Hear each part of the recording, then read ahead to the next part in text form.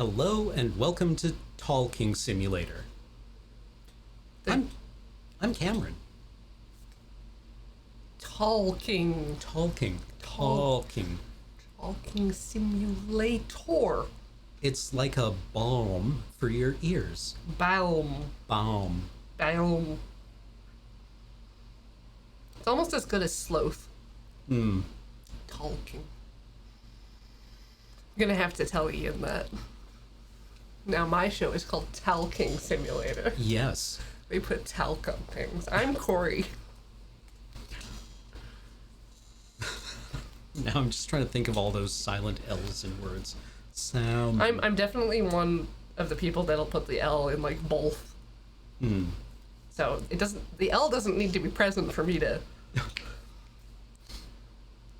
Have y'all heard about Slay the Princess? No. Wait, is anyone else hearing that? The fan? Yeah. But I need it.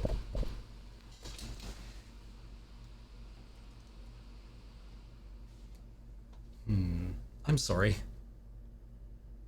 I'll live. We can angle it in a different way. Oh, Abby Howard's new game. Oh, really? Really? Really? Really? Really? Well, I didn't play the last one.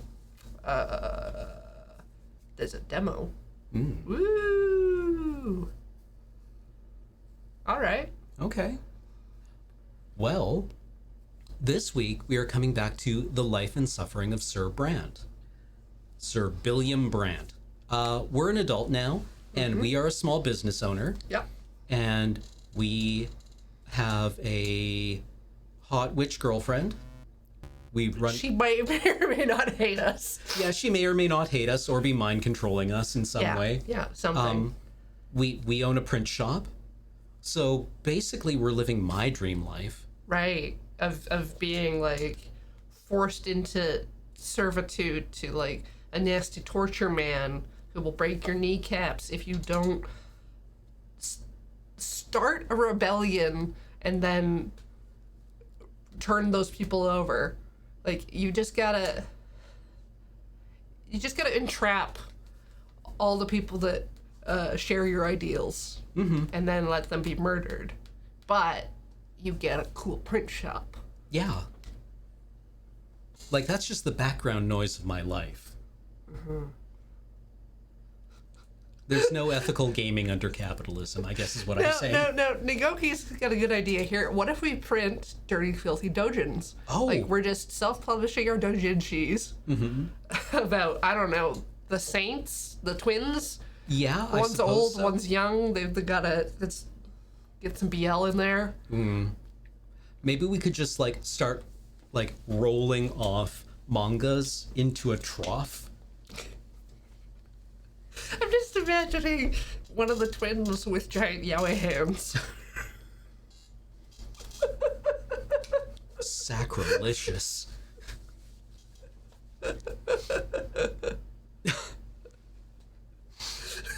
It's so illegal. Yet so right. Yeah. Is it?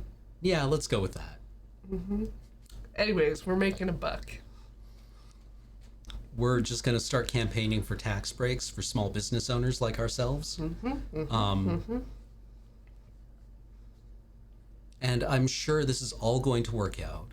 And the fact that, hey, we are the entire framing concept for this game is that we are writing our confession.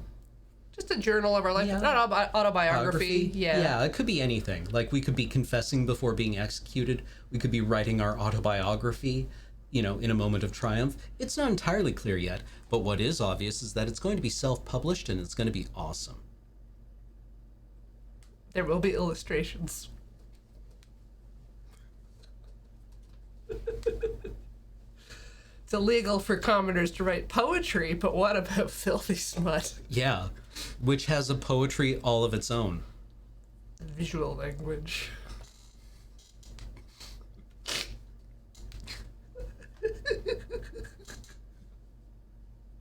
Shall we? Let's! Oh god, you can see our filthy desktop. Oh no.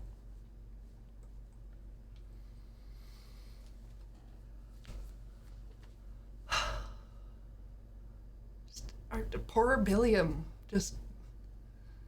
he just wanted to, not get stabbed. Yep. And now Unfortunately, we can only get stabbed so many more times. right, I was wondering like how the framing really works if you say get trampled by horses 4 times during your youth. Yeah. Like kind of falls apart, but then it's more like a all that jazz kind of thing where the narrator's dead the whole time. Or maybe that just implies that we're trying to get out of whatever it is that we've been accused of.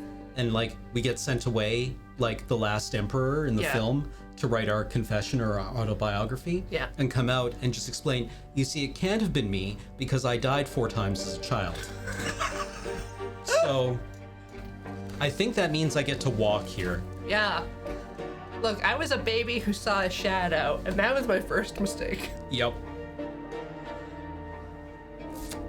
Well, let's get into it. Look, it's peaceful. Nothing bad is happening. Peacetime. The end. The revolt. Well, we're not going to get The that peasants far. are revolting. I'll say. Disgusting. This last year has been an ordeal for your family. The pains taken to be ennobled by the sword, the close attention of the city aristocracy, the squabbles between Stefan and Gloria. Tonight, your preoccupied father has gathered the entire family around a table in the backyard. The sun is almost set and there is a soft breeze, but instead of a meal in the open air, you are going to attend a family meeting. In the middle of the table, you see an open gilded box. It is full of jewels. You can only eat one. Archduke Melanidas himself has bestowed this gift upon us. It is a surprise indeed. I thought you all had a right to know. Father unfolds a letter lying beside the box. God, he's given the full Kubrick, isn't he? Look at that guy's 5 head. It's just... It goes all the way up. Sir Robert Brante, I bestow this precious box upon you and your family as a symbol of the care with which I treat the people of my province. Pray accept this gift and remember with whom the loyalty of the true nobles of Magra lies. Archduke of Magra, Tarquinius of the Melanidas. The family stares in amazement at the jewels sparkling in the last rays of sunshine. It's worth quite a fortune, but the Archduke is fully aware that I am on the side of Prefect Elborn and Overseer Gaius Tempest. Could he really expect our loyalty to be bought so brazenly? Yes. Yes. Not only do we have a price, but it is very reasonable, and we're open to back and forths. It was super convenient for him to just give us all this money for free. Yeah, exactly. Yes, we are bribable. However, we would consider a counter bribe, and then a counter bribe. Right. We gotta tell someone else that someone else is trying to bribe us, so they'll give us more money, and then it'll be a bribe fight. Yeah. Yeah. And they won't totally just kill us for being inconvenient.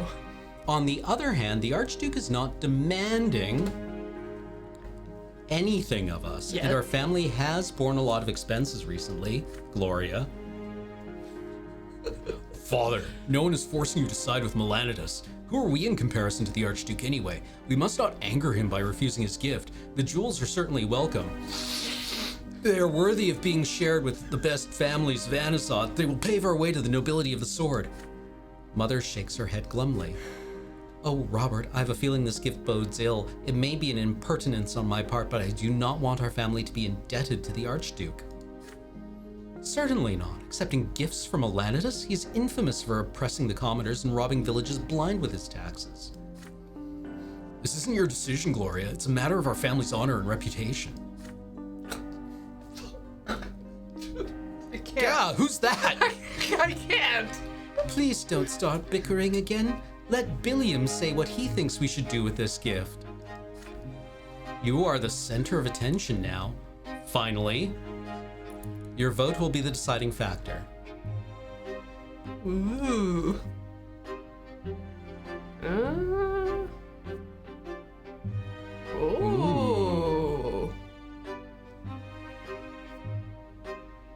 Oh. What's our wealth at?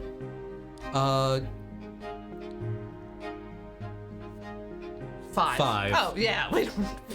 We're fine. Yeah. This gives us more points. Yeah. Reputation? Yeah. Yeah. Yeah. +2? +2.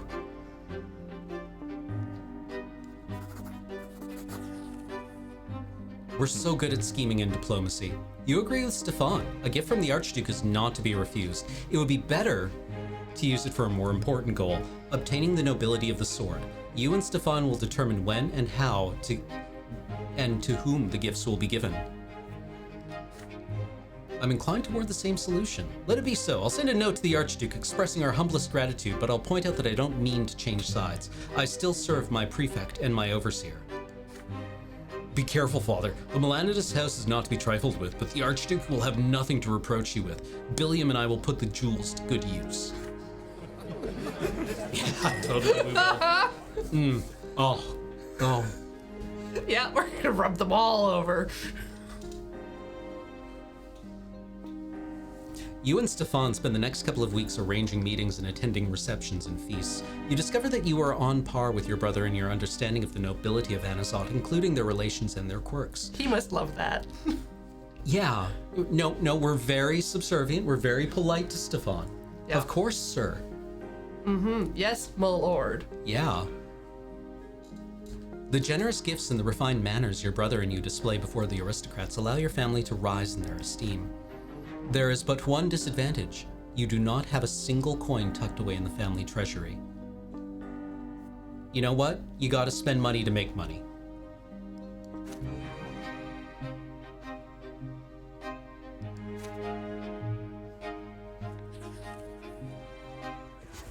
You and Sophia have accomplished a lot over the past year.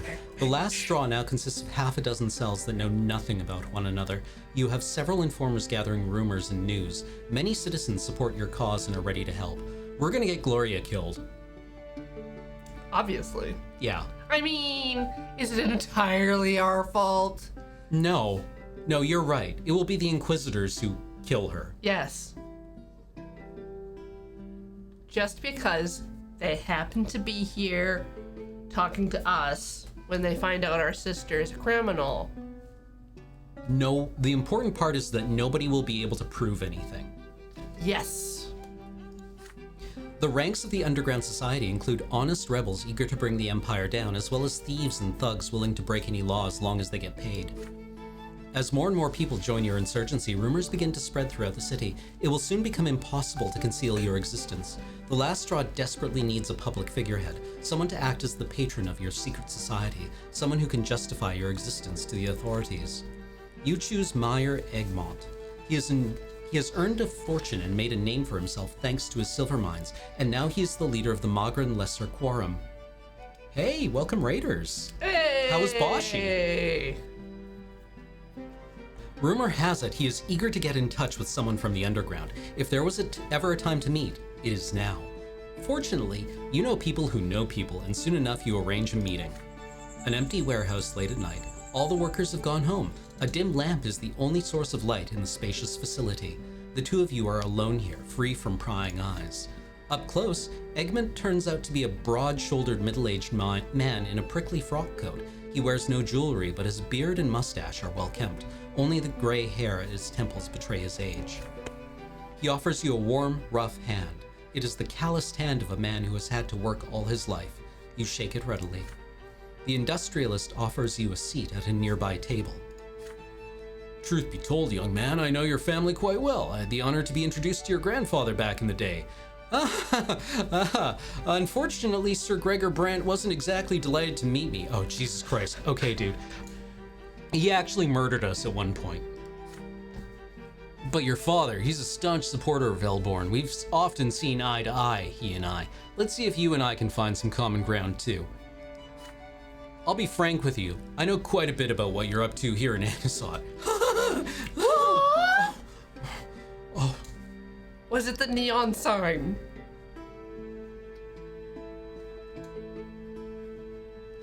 You've built yourself a functioning underground society, and you've done it very quickly, all without getting caught. I'd say you've got an eye for business. But tell me, why are you doing all of this? What's your goal? What are you trying to achieve? Please, be sincere with me. I'm the last man who wants to see you reported to the secret chancellery. Wow! Oh, don't worry. They're not going to do anything to us. For reasons. You are prepared for this question. Egmont listens carefully as you give him a short speech on the coming rebellion against the Empire. First in Anazot, then in Magra. When you are done, the industrialist lets out a sigh. Ambitious, determined, utterly senseless. Let's say you do manage to ferment an uprising against the Archduke, against the Overseer, even the Emperor himself. Well, what then? What are your demands? Who do you want to listen to them? If you ever negotiate or make a deal, then with whom will you do it?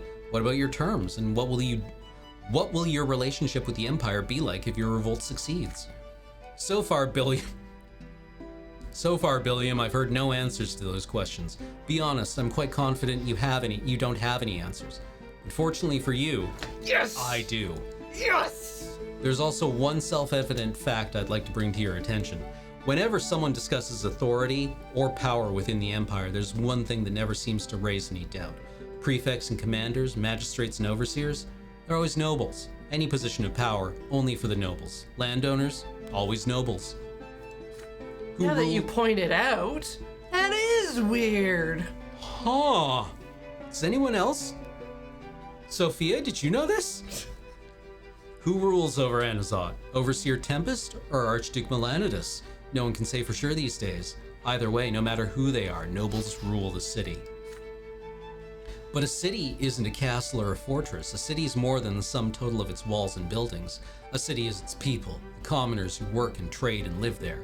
There always have been and always will be more of us than the nobles. We are this city, Brant. You've never been to a meeting of the Lesser Quorum, have you? I won't bore you with the details. Let me put it this way. It's the only place where the common estate has the same rights as the nobles. Sure enough, there's arguing, there's contention, there's a fight every time we meet. But as we argue, as we contradict each other, we find a new way, one that takes everybody's interests into account. But unfortunately, right now the Lesser Quorum only has the authority to discuss issues to taxation in the province. But if you and I come to an agreement, this will change. I've spent most of my life making the idea of the Quorum a reality, and I swear to you on my life that it works. This is the only way to bring something new to the Empire, by giving the commoners and the nobles the same power. Egmont is shouting now, his eyes shining with excitement. He's utterly engrossed in his idea, and you feel he actually believes what he says. And here in Magra, we have the chance. We had no way to do it in the past, back when Archduke Melanidas was in charge, but now that Gaius Tempest represents the Empire's authority in Magra, Tempest still can't find a way to share power with Melanidas. He needs all the support he can get, and you and I, we can give him that support. And Billiam, are you aware of how Gaius Tempest ended up becoming the overseer of Magra? He was too progressive for the capital and his fellow Arcanians. He went too far in his attempts to make nobles and commoners equal under imperial law, and he was exiled to Magra for his troubles. And yet, Gaius Tempest has never abandoned the idea of making the estates equal. He was the one who supported the creation of the Lesser Quorum. He is well disposed towards the lowly estate and tends to listen to reason. We can make him our ally, and your uprising could be the deciding factor. This is going very well. Yeah, suspiciously well. This guy is going to make an awesome fall guy when we turn him over to the secret police in order to save our own skin. Yeah. And then we'll still own a print shop. Wow. And there will be no consequences for us. Exactly. Everyone knows that when the secret police purge an uprising, The good guys make it out. everyone loves a rat. We have little hands. Oh. Little round ears. Yeah. If we can manage to seize control of the city and hang on to it, if we can prove we're able to run Anazot, if the citizens show us their support, then we'll have a lot to offer the Overseer. In return for making Anazot a free city, a city-state, if you will, governed by the Lesser Quorum, we'll recognize Gaius Tempest's authority in Magra and support him in his power struggle against the Archduke. If nobles and commoners come to govern a city together, in just a few short years it will become obvious to the entire empire how advantageous this arrangement is. And then the old traditions will have no choice but to step aside. I understand that things like this take time, But as you prepare for the revolt, I'll support your underground movement with all the power and funding at my disposal, as long as you say you'll walk toward this future with me. Mayor Egmont lets out an exhausted sigh. Delivering such a fervent speech is no easy task for a man his age. He got tired from yelling. He got tired from leading. Oh, yeah. Oh. After a moment of quiet, you agree. Yes, you say, this is a future worth fighting for. The last straw will support Egmont's plan. As you promise to spread his vision of the free city of Anazot, first among the rebels, then throughout the entire city, starting immediately. You shake hands. Bros, bros, bros, bros. Once the conversation is over, you leave the warehouse and walk back through the dark streets of Anazot. You have made a promise, but what are you actually going to do? Flip. We're a narc. There is a kernel of truth in Mayor Egmont's words. The aged industrialist's plans could actually work. This is no longer just a pointless revolt doomed to fail. Dangerous thoughts begin running through your mind. Ooh. Would it be the best to abandon the idea of the free city of Amazon and report this meeting to Sir Philippe?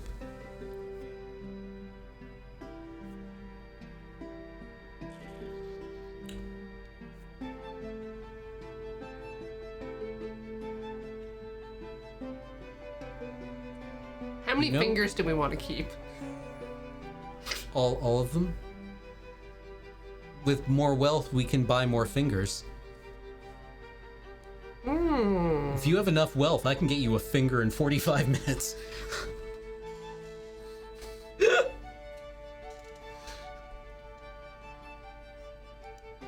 We can play both sides of this against the middle. And who's the middle, you ask? Me.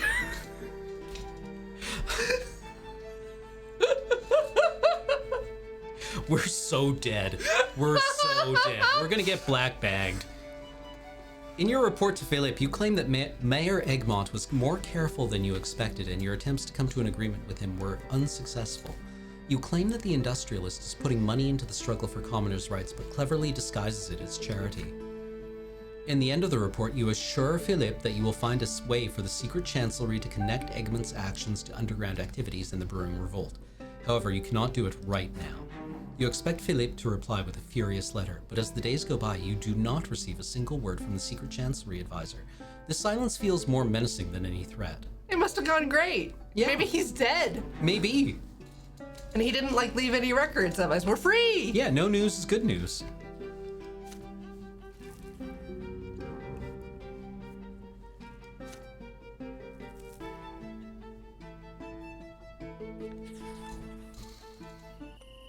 As we all know, moderates are always the ones who come out on top. Night is falling over Anazot. The stifling heat gives way to an eagerly anticipated freshness. After a last day at work, you stroll home at a leisurely pace. Yeah, like, who's that guy who did all the writing for the French Revolution? Marat? Look at him, he turned out great, he got a painting. You turn down a side street that you have known since you were a little boy. It is as if your legs are acting of their own accord, bringing you to the place of your childhood play, the remnants of the wooden fort. So much has changed since the last days when you used to play here with your little friends. Engrossed in your memories, at first you fail to notice that you are not alone here.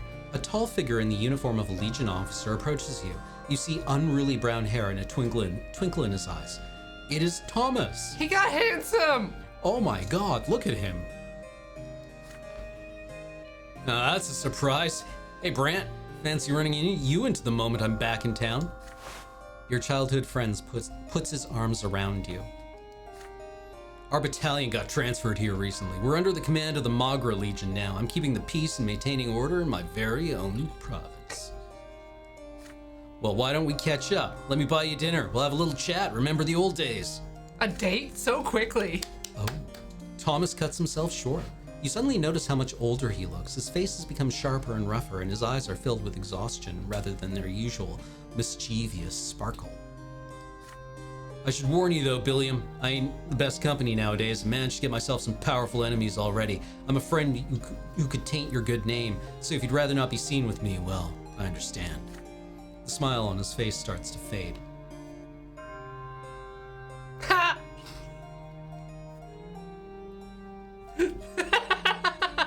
Oh. Why?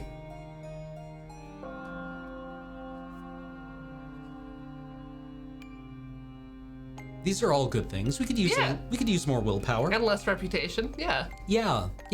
Great That's fine. If our family name is stained just because we had Din Din. Yeah.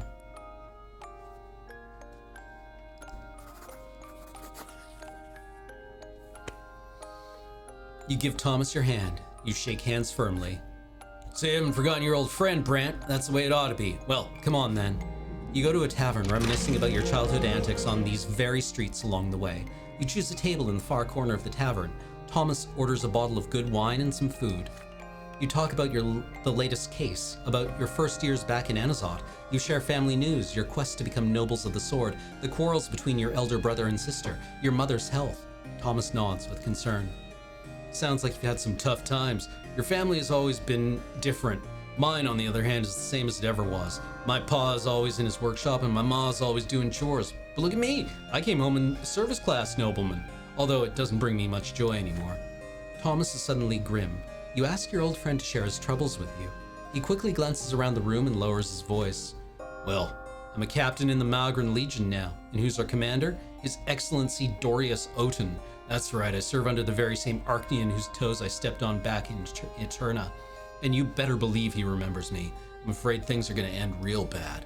But hey, I'll figure it out somehow. Don't trouble yourself over it. Apart from that, well, it's the usual service. We impose order in uppity towns and villages, protect the province, that sort of thing. And we run drills all day long, obviously. If only you knew how sick I am of them barracks, Billiam. I've thought about starting a family. My ma keeps telling me to find a nice girl to marry. She says it's high time I got hitched. It is completely dark and you are still talking. Finally, Thomas remembers that his parents are waiting for him. You get up from the table, leaving some dirty dishes and quite a few empty bottles behind. On your way out, you catch a glimpse of a nondescript figure following you to the door. As you walk alongside Thomas through your home neighborhood, you keep glancing over your shoulder, but the shadow that was following you has disappeared. You reach your street and stop for a while in the semi-darkness between your family homes, just as you used to all those years ago. Bye, Brant. Hardly ever come to Anazot these days. Our battalion is always on the march all over the province. But twins willing, we'll see each other again real soon. Friends. Oops. Remember those gems we used? To get to reputation? Yeah. The good news is we're still up 1 reputation. And we're ready for anything. Yep. Whatever life throws at us next. You are sitting on a solitary bench in a gazebo in the Archduke's garden. Tall lanterns spread their dim glow in the cool evening air. When Gaius Tempest became the overseer of Magra, one of his first edicts granted the commoners entry to the Archduke's gardens. At the time, many Magrans saw this gesture as a sign of future change. But unfortunately, the right to visit the Archduke's garden is the only new right the commoners now enjoy by grace of Overseer Tempest. It does little to ease the burden of double taxation or the need to work the mines without gunpowder. A serpentine, stone-paved road leads to the gazebo. Many flower beds are nestled in the bends and coils of the elaborate path. In the distance, on the other end of the path, you finally see Sophia's silhouette. She takes a look around and then steps over the low fence and walks to you through the flowers. I had trouble finding you here, Brant. Let's meet in one of the usual places next time. It isn't safe here. I forgot. Yeah, the Batman voice. The owl. Yeah. Yeah. You agree, although you are sick and tired of the stuffy basement rooms and trash-filled ruins where you typically arrange to meet the leaders of the Last Straw cells. Okay, let's get to it. The Last Straw needs gunpowder. We could really use some. If we had gunpowder, we could blow up the Emperor's statue in the Golden Square or the walls of the city armory. There's all kinds of stuff we could do. The thing is, you can't find it anymore. Even owning it is forbidden thanks to the Overseer. Magran Industry has had to swallow a bitter pill and trade their fancy new gunpowder for good old shovels. Except not everybody got rid of it. Lucky for us, right? That new friend of yours, Mayor Egmont, he's a resourceful fellow. He started buying gunpowder by the barrel some 20 years ago to work the mines. They still use it in his mines, but late at night so nobody finds out. There's a warehouse where they keep mountains of this stuff, Brant. We need to get our hands on it. If we can get Mayor to hand it over on his own, all the better. But if he digs his heels in, we'll just pay the warehouse a visit and grab it. Done deal. What do you say? I like Science Low's suggestion that perhaps the kegs can be filled with willpower. Ooh.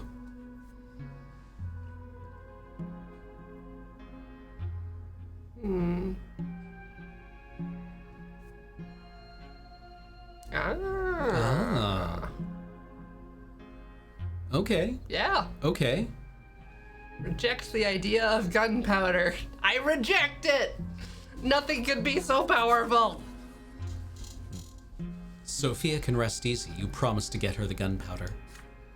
All right, Brant. I'll leave this up to you. You are meeting with Mayor Egmont in several days, for the 4th time this month, in fact. After the deal you struck at the warehouse, you have to maintain utmost secrecy every time. You arrive at the usual meeting place, the Blackbread Tavern. Thick drapes hide your table from prying eyes. Egmont is already there, ready to begin his usual dinner, roast goose with vegetables and a pitcher of young wine. Mayor consumes his food without any obvious pleasure. It must be an old habit after all. Pleasures are forbidden to the common estate. You cannot help but imagine grandfather's outrage at seeing such a lavish feast for a lowly man. After a brief exchange of pleasantries, you get down to business. Your people need gunpowder, and you know that Egmont has some. Imagine it being illegal to enjoy how something tastes. Yeah, God. The aging businessman puts down his knife and fork and dabs at his lips with a napkin. His eyes, however, study you intently all the while. How do you know that, Brant? Who else knows what you just told me? I trust you, but can I trust your people? You assure Egmont that his secret is safe with you, but sooner or later the secret chancellery will find out about the illegal use of gunpowder in his mines and exploit it as leverage against him. The industrialist's fingers drum a nervous rhythm on the table. He sighs. You're right. The risk is too big. I suppose I'll have to keep my appetites humble, even if it means closing down several mines. As for your request, I don't think I can agree. Gunpowder will make it obvious that I was involved. I'm not going to ask how you plan to use the explosives, but you're bound to make some noise. The secret chancellery will take note of it, and then they'll come after me for sure. But you are already plotting a revolt, you tell Egmont.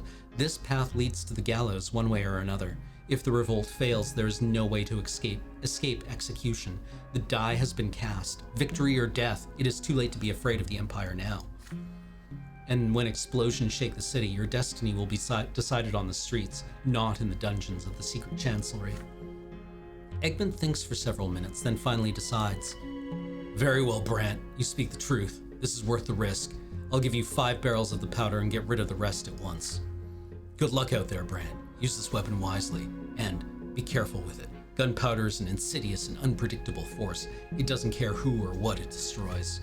A few days later, you transport the barrels to your secret warehouse. No other soul must ever know where you are hiding this perilous cargo. The power of destruction now rests in your hands. You feel excitement and a touch of dread.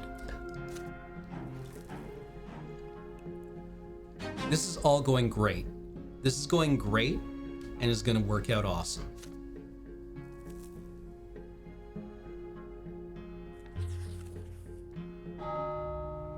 Today is a big day for the Brante family.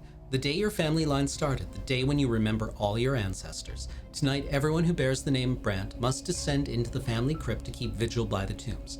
This is the time to surrender yourself to your ancestors and hear their will. The entire family prepares for the event in silence. Stefan has been choosing his apparel since morning, praying anxiously under his breath all the while. The heir has a special place in the family vigil. Even Mother is planning to go with you, though Father tries to talk her out of it. Lydia, I beg of you, stay home. You are far too weak for an all-night vigil in the crypt. Gloria, would you be so kind to stay with your mother since you cannot join us? Anyway, Gloria answers in a muffled voice. As you wish, Sir Robert. The late Sir Gregor would only be enraged to see Mother there. We all remember how their last encounter ended. Father nods curtly, avoiding Gloria's gaze. But at that moment, your attention is drawn to a noise in the foyer. Nathan staggers through the door. Ah, who's that? Jesus. I have no idea who the hell this is. God. Nathan? Are you sure? He reeks of cheap wine and filth. I'm not, late, am I? Everyone gazes at him in consternation. Nathan almost falls into Mother's and Gloria's arms. Distressed, they fuss over him. Stefan eyes his youngest brother coldly. I expected nothing more of you, Nathan. Why even speak of duty to your family when you can't even manage to live by the commoner's lot? Go lie down in the pantry and stay out of our sight. Father, Billiam, it's time. Let's go. Alongside Father and Stefan, you descend into the family crypt. You cannot help but remember paying your last respects to your grandfather 9 years ago. You light the lamps. Dim, eerie flames illuminate the shrine. In the middle stands a magnificent stone tomb containing the long-decayed remains of Gregor Brante. You take your places around the crypt and kneel. The all-night vigil has begun. At first, your ancestors remain silent. Each of you is left with your own thoughts. Then a low murmur passes around you. The shadows in the corners of the room deepen. Excuse me. The voices grow stronger. You know the ancestor of Gregor Brante, long-forgotten commoners whom you never knew, are trying to talk to you. But now a memory of them has come to life in the darkness of the crypt. They are pleading for something, demanding it of you, calling out to you, screaming. Finally, you all hear the painfully familiar, deep, imperious voice echo from the far end of the chamber. It's been a long time since I've seen you all. I hope you bear good tidings. All this time I've been waiting for you to fulfill my mission. Remember, as long as I am in your blood, I will give you no peace. I did not have my family ennobled just to see our line cut short. Our blood tide must join the grand flow of the Empire, and then each of my descendants will inherit nobility forever and ever. But I do not see any of you before my tomb. Where are you hiding? Where's the head of our family, the man who will speak to me? Where is the man who will heed my will? Father rises from his knees and makes his way towards grandfather's stone tomb, the source of that booming voice. But Stefan suddenly pushes him out of the way. Father takes an indignant step forward, but Stefan firmly bars the way. Stop it, Stefan. You are my heir, but you are not head of this family. Father, it is not you that Sir Gregor is addressing. Earning the nobility of the sword is my duty to him. He has long forsaken any hope of seeing you achieve it. You must understand that I am the one who will fulfill that duty. Stefan does not let him pass. Father breathes heavily in anger. You can all but feel the frantic beating of both of their hearts resonating somewhere within you. Both your father and your brother seem to have forgotten that you are here too.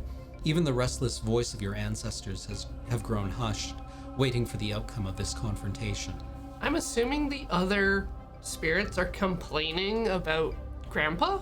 Yeah. They're like, hey, this guy's bad news. Can we get him out? Can he be moved to a different, location? Woof. I mean... Stinky smelly? Or? What would happen here?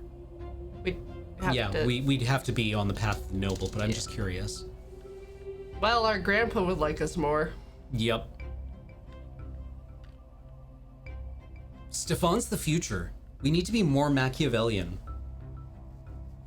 But Stefan's a wiener. Yeah. And we need family unity. But, Stefan can also take a fall.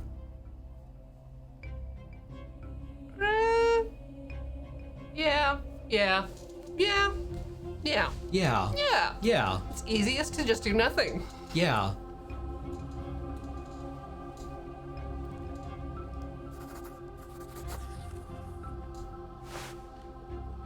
You walk up to Father and gently put a hand on his shoulder. Let Stefan talk to Grandfather. This is what our ancestor wishes. There's no reason to oppose him. Father lowers his head and steps to the side. Father, Stefan approaches your grandfather's tomb, his fists clenched tight. Stefan, I've always known that if anyone will lead the Brante family to glory, it will be my grandson. Sir Gregor, we are closer to becoming nobles of the sword than ever before. The Overseer looks upon us with favor. Give us but a couple more years and your dream will come true. My dream, Stefan? It is the great cause of anyone who bears the name of Brante.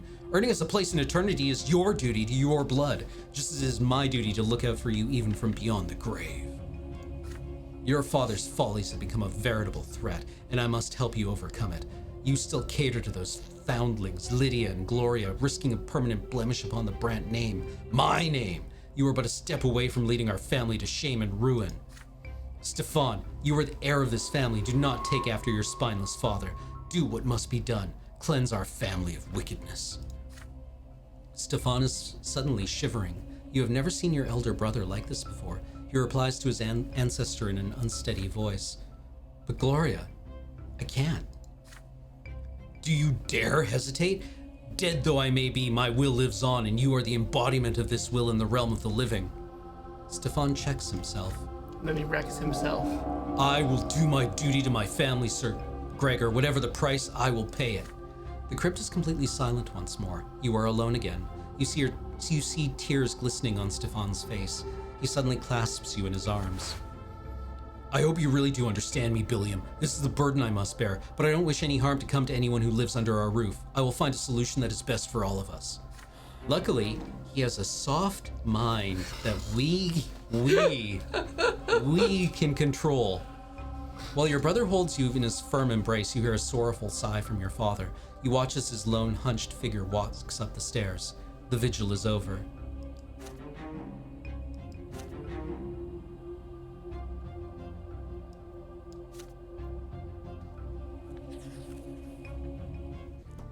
It has been a month since Sophia left the city on Philip's urgent orders. You have no idea where she went. Until she returns, the last straw has been laying low. You have had to tend to the print shop all by yourself. Early morning. Father Fouad welcomes you to the print shop. He looks like he was just asleep a moment ago by himself. He gets up from his makeshift bed of crates and beckons you closer with a finger. Brant, I got something to show you, young man. I made my rounds last night, so to speak. I stopped by a few flop houses, hit a few taverns and other dens of iniquity, and I met a young man we could use. Not sure if we can trust him, though. Okay. His name's Gustav. He told me he comes from Eterna, says he's on the run from the secret chancellery. He insists he was with the underground there in the capital. The Lawless, they're called. They were responsible for that march of the Collars 4 years back. So Gustav tells me all the Lawless were nabbed by secret chancellery spooks after their march. He thinks the Anazot underground could be in danger too. Trouble is, that's all he's told me. He's not exactly a trusting fellow. I think one of us ought to talk to him, find out who he is and what he knows. He looks shady if you ask me, but maybe we could use him here. What do you say, young man? You thank Fouad for the information. You will think about how to meet with Gustav yourself. Just give me the word, young man, and I'll set it up. Weird, Gustav got assassinated. Whoa. Fouad bows, stretches, and walks off to the printing presses. You sigh, trying to steady the furious beating of your heart. Gustav was one of your trusted agents back in Eterna. If he gets too friendly with the last straw in Anazot, your name will come up eventually. You do not think that Gustav ever found out that the Lawless were established on Philip's order, but still, he knows that you were deeply involved in the march. That alone might be enough for him to dismantle your cover story here in Anazot. You need to deal with this problem as quickly as possible.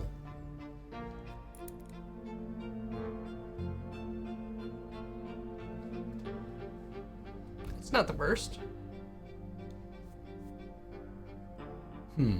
Our scheming is not quite high enough. Not quite. It's close though.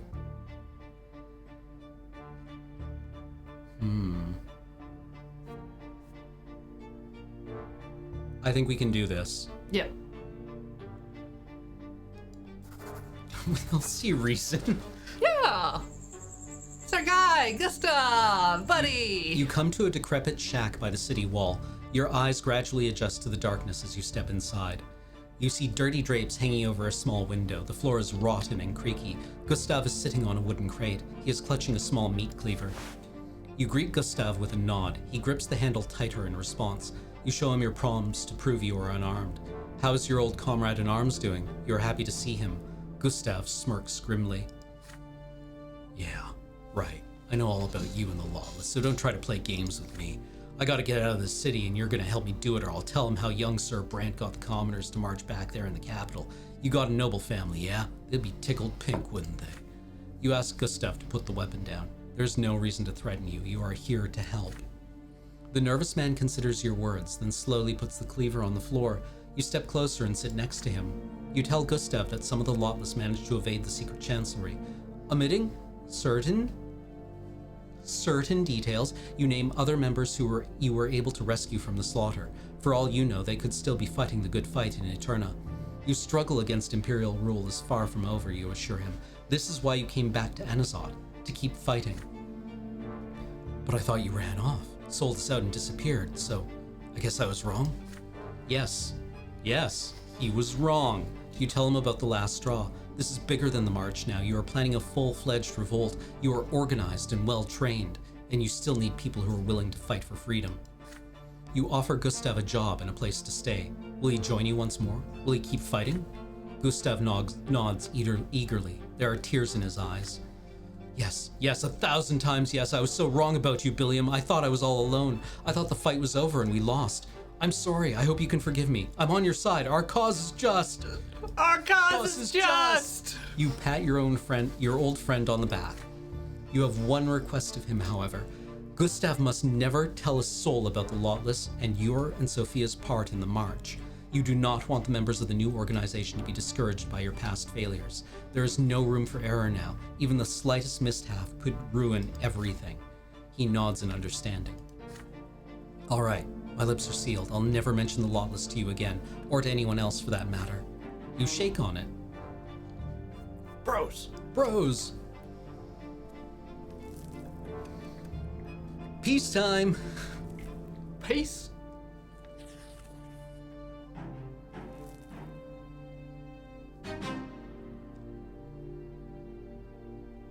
Yay! This is going great.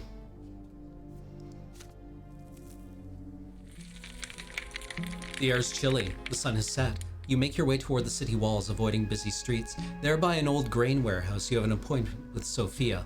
She wanted to ask to speak to you face to face. Is she afraid of being overheard? She is already there, leaning on the old wall and smoking her pipe. She greets you with a nod. I'm glad you got here quick. Listen up. We've been in Anazot for a while now. I've seen how you handle things with the last straw. I think I can trust you. You think you can trust me? I need to ask you for a favor. It's about the last straw, but Philip can never find out about it. I need gunpowder and I need it now. I led you to the stuff and now I want you to tell me where they're hiding it. You ask Sophia what she needs the gunpowder for. The young woman squints and looks you in the eye. To get the people riled up, to start the revolt. Don't expect any details. You know how it goes. The longer the chain, the easier it breaks. You'll find out soon enough. For now, the question is whether you trust me or not. Just give me the gunpowder and keep your trap shut. Think you can handle that? I don't think that's a good idea, I don't Sophia. think that's a good idea. She's gonna frickin' sell us out. Yeah. Again. Fool me once.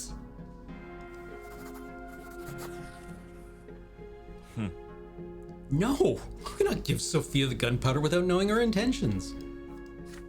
I helped you get that gunpowder. It's not yours.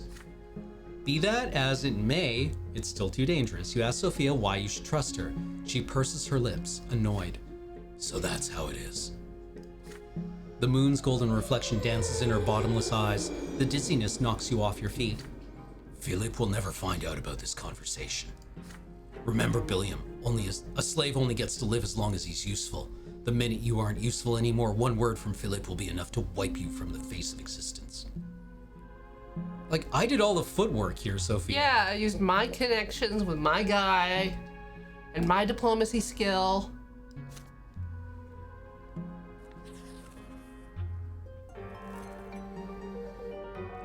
Just a few days into the year, Mayor Egmont, chairman of the Lesser Quorum and owner of several silver mines, made a speech that caused quite a stir in the province. Though a commoner, Egmont has had the gall to demand that the Magran authorities both enforce and obey imperial law. Weird. Don't know about that. Enforce and obey the law? Yeah. Enforce. Sounds like something commoners would have to do. What's the use of the imperial laws if they aren't enforced as they should be? Even today, any Anazot nobleman who gets up on the wrong side of the bed can draw a sword and run a commoner through with impunity. These gentlemen may be our rulers, but does that mean they can defy the Emperor's will? Sir Ilborn has been appointed to enforce the rule of law in Magra. How come the prefect doesn't see this? We commoners aren't trying to seize the noble law and take over the province, but the rule of tradition is a thing of the past. This is the age of justice. We may not all be equals in its eyes, but even the nobles and clergy must obey the law. The Magran aristocracy is furious with Egmont and demands that he be silenced, but the rich industrialist has too much money and too many connections to be dealt with so eagerly. Easily, you hear more and more rumors about secret societies of commoners appearing in the city, plotting against noble rule. The gentry fears that Egmont and his peers might be behind this, but they have no proof, at least for now. Father Leonard, abbot of the Temple of the Silver Tree and leader of the New Believers, supports Egmont and has spoken publicly in his favor. The twins themselves entrusted the noble estate with the right to rule over the common folk, but rulers must also care for their subjects. The old faith is mistaken. No commoner should ever be forced to suffer. It is for this very reason that the imperial law exists. It is there to ease the people's suffering. May those laws be duly enforced, and may they serve all the people of the empire. But what if I want to stab someone?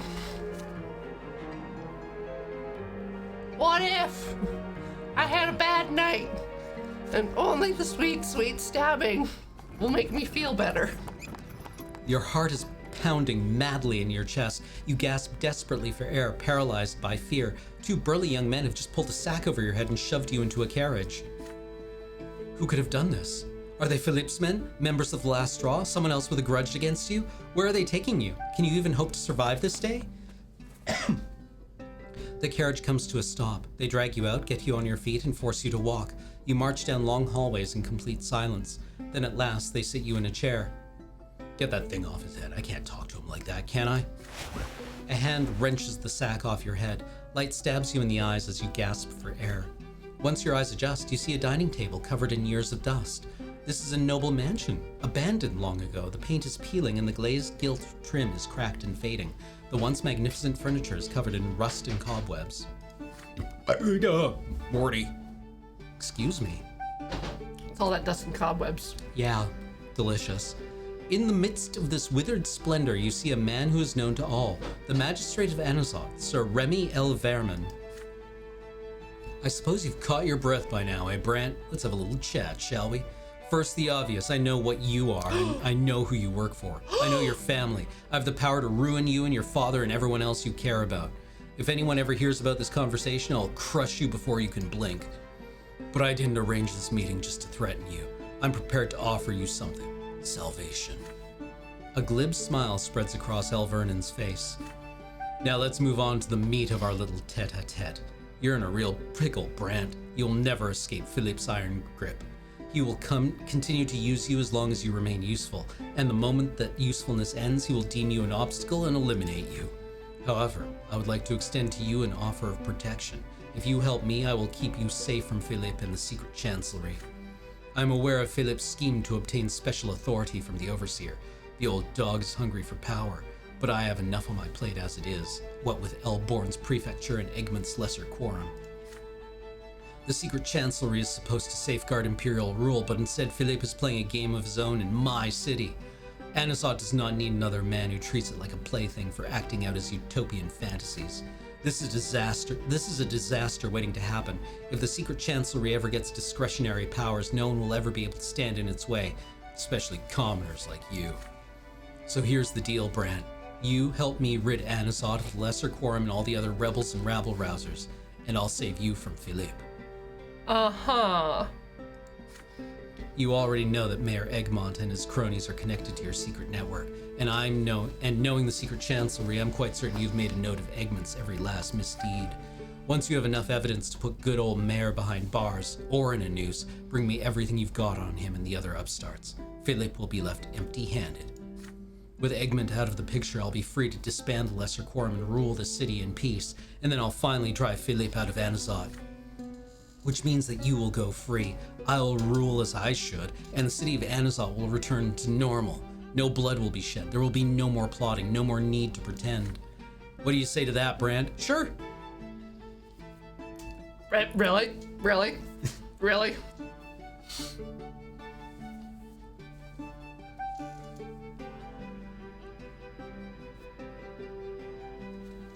No downside. No downside.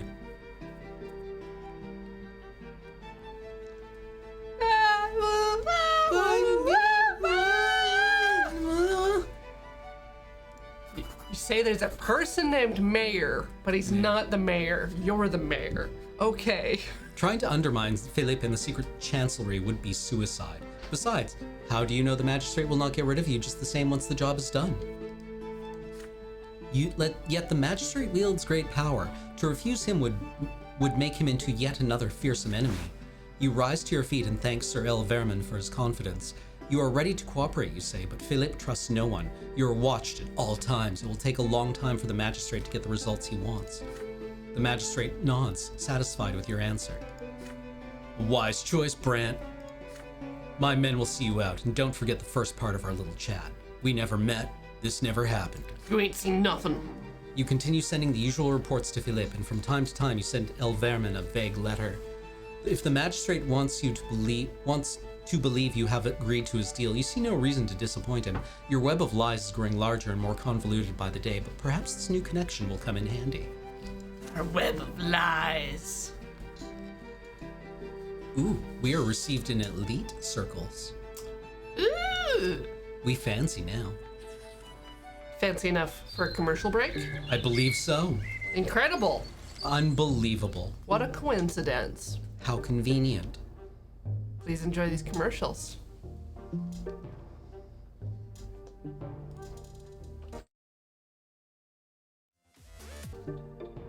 We return. To Brothers in Misery! Yay! I wonder what this chapter's about. Your home has been much more peaceful for the last year. The fights between Stefan and Gloria are not as fierce now, but how long will this last? Your job takes up all your time. You see your parents and siblings less and less often. Sometimes you don't even know what they are doing while you deal with the constant stream of duties. This man. Okay, so Stefan is going to kick Gloria out of the house and our mom. Yep. Which will radicalize them. Gloria will come out as the leader of the poet thing. Okay. Get executed. Yep. But also stirring up public sentiment against Stefan. Okay. Who will hang him, possibly in the street. We're gonna see Stefan's squishy inside, where he cries a lot because he doesn't want to kick his sister out. Yeah. And he's gonna come to us and be like, Billiam, save me and the family. And we'll be like, don't worry, Stefan, we'll do it. We have so much gunpowder. In our warehouse that we own. Yep.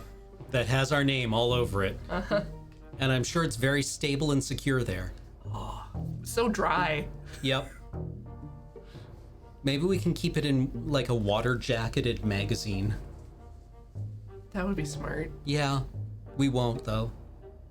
Let's get some like waxed leather parchment wrapper around, you know. And like explosives just get more stable over time. That's just science. This morning you head out on urgent business. You take one step out of the gate and run into a uniformed gendarme.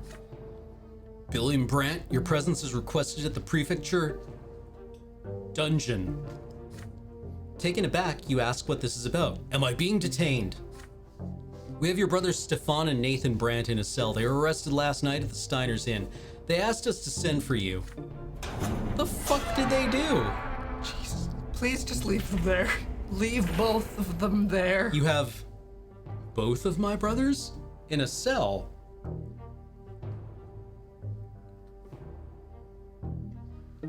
The cells in I'm the really busy today. I don't have any brothers. The cells in the prefecture dungeon are cold and damp. The guards lead you to the bars, and behind them you see Nathan huddled in the corner. Your younger brother is unshaven, more disheveled than usual, and reeking of wine and filth. Near the cell you see Stefan grimly sitting in a chair. You guess that the gendarme thought it would be best not to put him in the same cell as his low-born brother. Upon seeing you, Nathan lets out a whimper and Stefan cracks a bitter smile. The sheath on your brother's belt is empty. There you are at last, Billiam. Have a look at our younger brother. Yesterday he got drunk in the company of some dubious fellows. They are commoners, and yet they dared to surrender to pleasure. They started a brawl, wrecked the inn, and harassed the waitresses. As soon as I heard, I rushed to save this drunkard from shame. Nathan cowers into the corner, horror struck. I walked in and demanded that Nathan come with me, but his cronies wouldn't let him go. That's not true. You just grabbed me by the collar and dragged me after you. You nearly suffocated me. Shut your mouth, cur. So, brother, they seem to have They seem to have some sort of sect. They all shouted defamations against the twin gods, and one of them grabbed me by the arm. I was forced to skewer this heretic with my sword. I hope a lesser death will teach him never to lay his filthy paws on a nobleman. He was just trying to talk to you, Stefan. Silence! Then the gendarme barged in, and here we are. I've been accused of an unlawful murder. Apparently, the new laws allow killing a commoner only if he attacks first or wields a weapon. They say that in the event of an insult, I'm supposed to file a complaint with the prefecture. So now they're going to seize my sword for a whole year. What a shame. It's all your fault, Nathan. Stefan gives the bars a furious kick. Nathan covers his face with his hands in despair. Billiam, brother, you are our only hope. Get me my sword back and get us out of here. And fast. We have to bury the sordid affair as deep as we can before anyone finds out. Save our family from shame. My hands are tied here. Very busy with printing and stuff. Yeah. I got my schedule's full, boys. Yeah. Sorry, folks.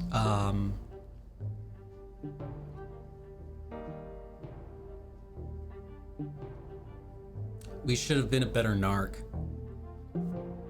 Dad! Papa! Oof.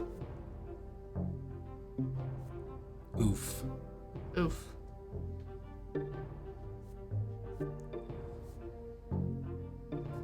I mean, what if we just eliminated them from the board? I don't know. God damn it. That one is objectively better. Yeah. Two hit to reputation? A 2-point hit to reputation? Jesus. Whereas the other one's spread with Unity. Unity. So they both be still 5, so Yeah. it's better than Ugh. ugh. You tell Stefan that the only way to get them out of this mess is with Father's help. No, Billiam. Father must not know about this. If he gets involved, we won't be able to avoid dishonoring the family. You coldly reply that after this incident, disgrace is inevitable. All that remains is to try and minimize the damage. Leaving your brothers, you go upstairs to your father's office. What's happened, Billiam? You give Father an account of the incident. He becomes more and more grim with every word you utter. Is this why I earned the judge's mantle, to get my own sons out of prison? I would have expected something like this from Nathan, but Stefan? I will not demean myself so they can avoid their punishment. You argue that in this case, the damage to your family's reputation will be far greater. Stefan will be publicly deprived of his sword, and Stefan will be sentenced to hard labor on the streets. I hate to admit it, but you're right, son. Wait, you hate to admit that we're right? Yep. I'll have to swallow my pride and plead their case to the prefect. Stefan is his nephew, after all. Father gets an audience with his superior Elborn. He returns downhearted but holding the prefect's order. Together you walk down to the dungeons and present the order to the gendarme. Stefan Brant's sword is to be returned at once. He has not broken the law and must be freed. As for Nathan Brant, you will personally cover the damages the inn has sustained. This is no reason to keep a son of a noble behind bars. Seeing the prefect's seal, the gendarme obediently nods and returns Stefan's sword. Father, I knew you'd come to the rescue. I haven't really done anything shameful. We will discuss this at home. Stefan sheathes his sword reverently as Nathan is led out of the cell. The elder brother takes the younger by the scruff of his neck and pulls him to the door. Nathan staggers and shuffles along limply. Like a cat in a harness? Yup. Just like dragged. The prefecture is highly displeased with the indiscreet nepotism your father took advantage of. Unsavory rumors about the Brant family creep through Anazov. Back home, Father lectures Stefan. Your elder brother objects and blames Nathan for everything. From now on, there will be no more drinking bouts or other nocturnal exploits, Nathan. Who are those rogues you've befriended anyway? Stop shaming this family. If you're so worthless, at least let others go about their business in peace. Do you understand, you blockhead? Nathan remains silent, staring despondently somewhere above him. Oh.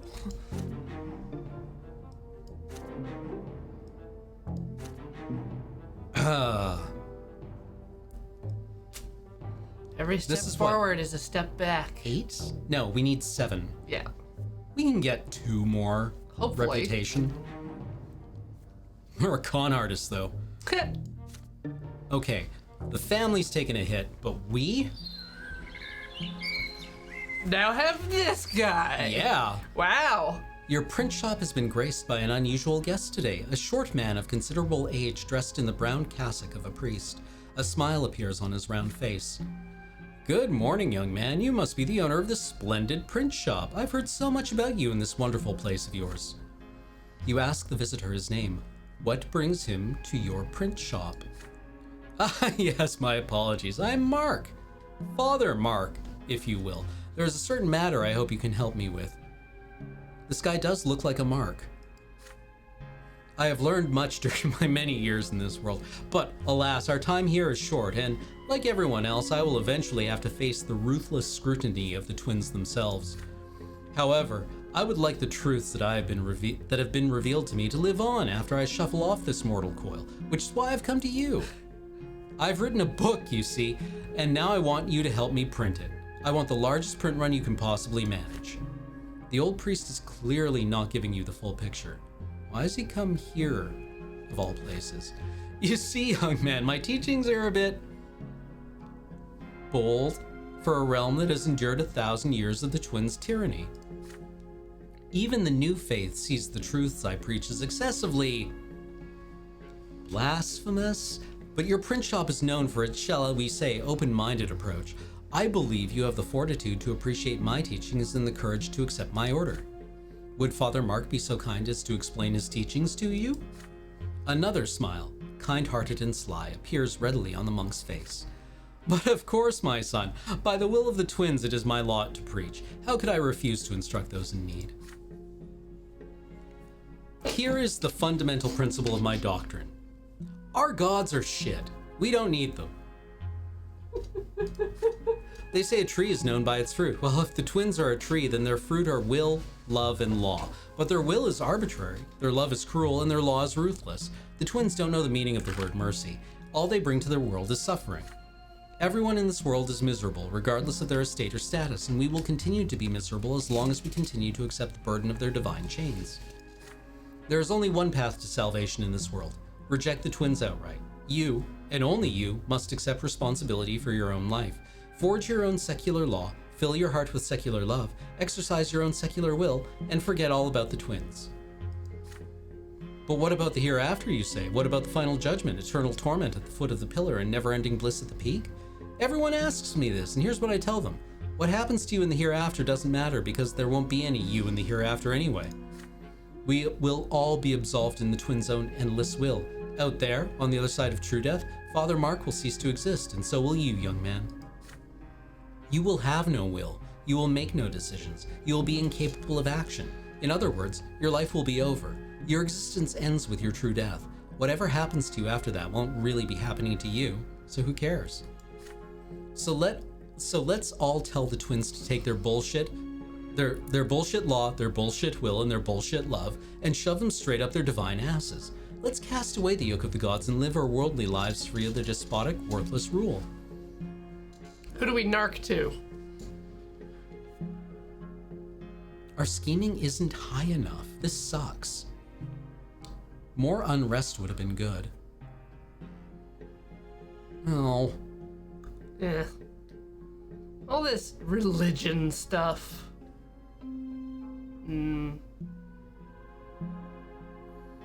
I think Papa? I think we need to give Philip something. Papa? Hey!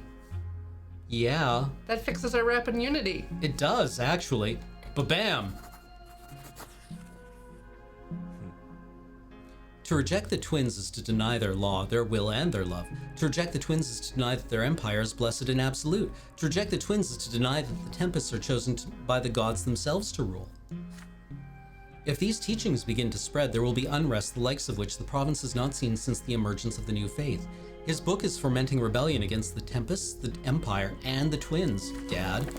You accept Brother Mark's manuscript and promise to print the run as soon as possible. As soon as the priest leaves the print shop, you head to the prefecture to see Father. You describe the strange visit and hand Mark's manuscript over to him. He ought to handle the case himself, you say. The heretic must be arrested before it is too late. This is extremely troubling, son. Matters such as these really are the Inquisition's domain, but we judges have some work to do here. Excuse me. This priest is inciting rebellion against the Empire. He must face judgment under Imperial law. I'm glad you came to me with this. You did the right thing. This will be an excellent opportunity for Elborn and me to set our opponents at ease. No one at the prefecture will be able to say we don't protect Imperial tradition now. Father Mark is soon arrested and sent to the prefecture prison to await trial. When the heretical priest is arrested, the city grows restless, but there is no rioting, no protests. Many people leave the province in a hurry, including nobles, commoners, and even a few priests. Some of your own men flee Magro without saying a word. You have to rack your brains to find replacements. The spy network's doing fine. Alright, chat. He's not an atheist, because the gods have a giant glowy pillar and you've several deaths and you actually meet them when you die. Yeah. He's not saying they don't exist. They just suck. Yeah.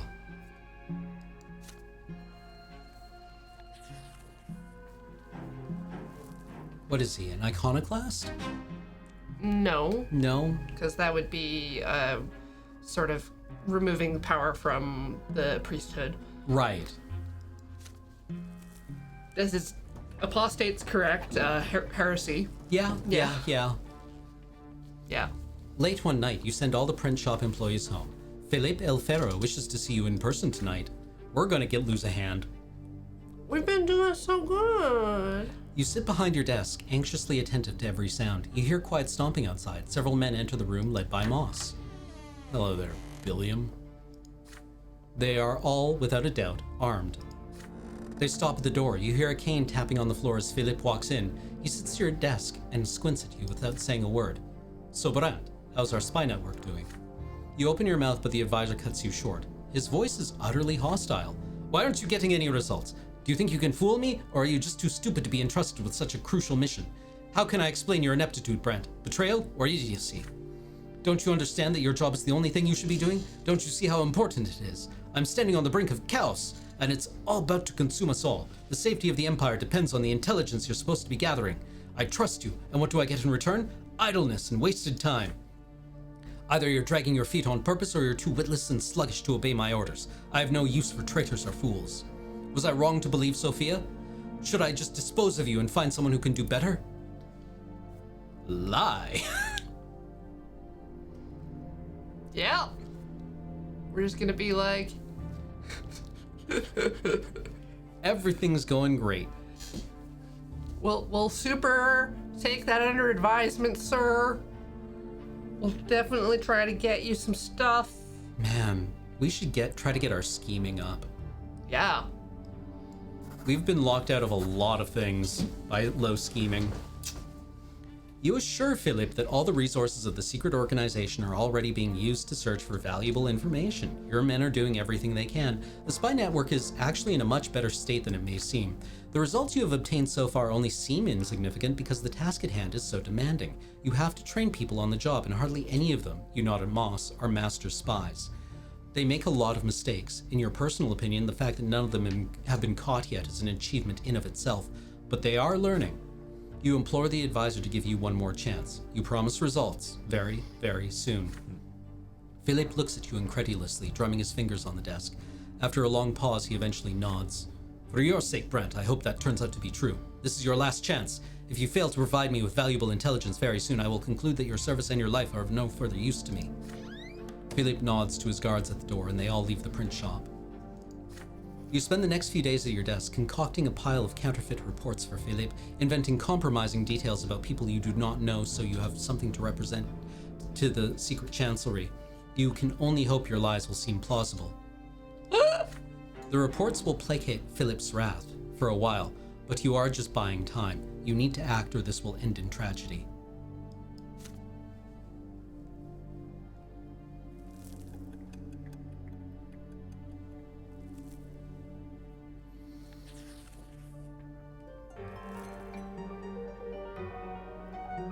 Magra has received alarming news from the neighboring province of Illyria. The lowborn convicts toiling in the Illyrian mines have revolted against their noble masters. For the first time in many long, peaceful years, commoners have taken up arms. Worse yet, the insurgents had guns and gunpowder, and no one knows how they got them. Gunpowder weapons were banned throughout the Empire as soon as they were invented. The lords deemed firearms dishonorable and unfit for the nobles. Even Legion soldiers are forbidden from using them. But now, gunshots are echoing through the mutinous Illyrian mines. The Imperial Legion was deployed to quell the riot. The Legionnaires slaughtered the rebels without mercy, and the uprising choked to death on its own blood before it had even began. The south of Illyria is now a forest of gallows. The convicts' corpses were left swaying in the wind as a warning to any commoner who might dare take up arms. Although the rebellion quickly succumbed to the Imperial's military onslaught, many Legion soldiers and officers were slain by the insurgents' firearms. Their steel armor was no match for bullets. The rioters' weapons were destroyed in a public ceremony, but no one knows who built or smuggled them into the mines. All Imperial overseers soon issued public reminders in their province. The punishment for owning a gunpowder weapon is true death by execution. But still, the Empire is restless, still anxious. Somehow guns found their way into commoners' hands, if only for a short time. Could gunpowder and lead one day endanger the old ways of the Empire? Nah! Authorities of Magra fear that unrest may soon spill over here. Due to the double tax, peasant farms and industrial manufactories are facing harsh times. The province's wealth is steadily declining, but the discontent of the commoners is still held back by the eternal lot that demands they accept their suffering.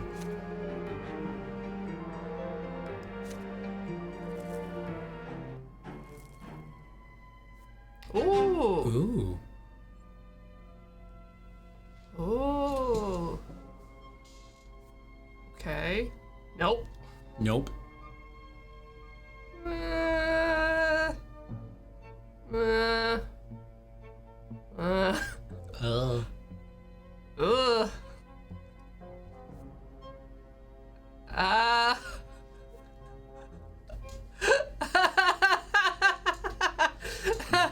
Oh, okay, we gotta get unrest up. We have to get unrest up. Yeah, we really do.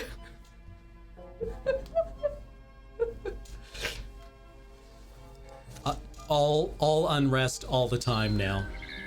It has been 4 years since Archduke Melanidas and Overseer Tempest first clashed. Each claims the right to collect taxes in the province. For now for the third year in a row, they are each collecting their own tax, and the province is sinking deeper into poverty. The people who have been hit the hardest are the miners, diggers, and anyone who owns or manages a mine. When gunpowder first appeared in Magra, mine workers felt hope for a better future for the first time in years, but the ban soon followed, and those hopes died. People have lost their jobs, industrialists and manufacturers have lost their fortunes, the silver industry is in decline. The Lesser Quorum, led by Mayor Egmont, has been fighting to stop double taxation and reverse the ban on gunpowder for a long time now, but to no avail. The common people blame Magistrate El Vermin. He has supported the gunpowder ban from the very beginning, branding it too dangerous to be handled by commoners. This friction is throwing sparks everywhere.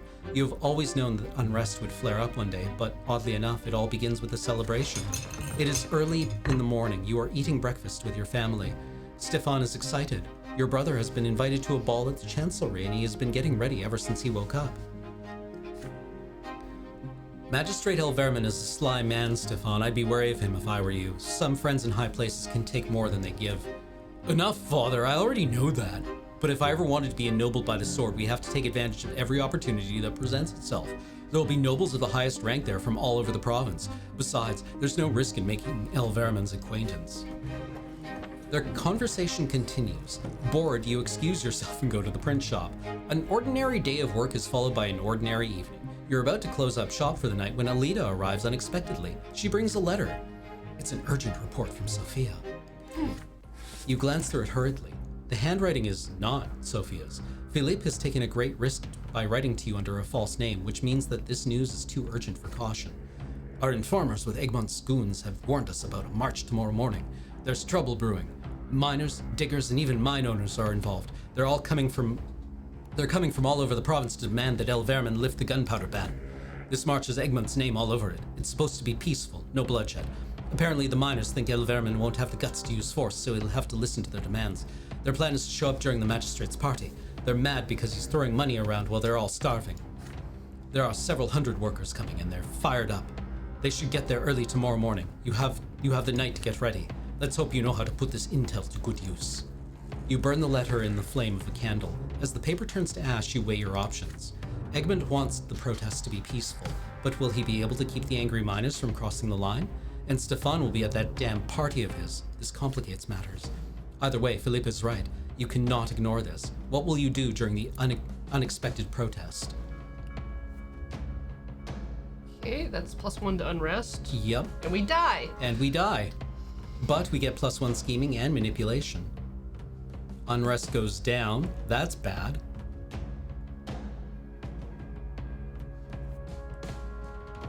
Unrest also goes down. But the other one makes our spy network go up. Yeah.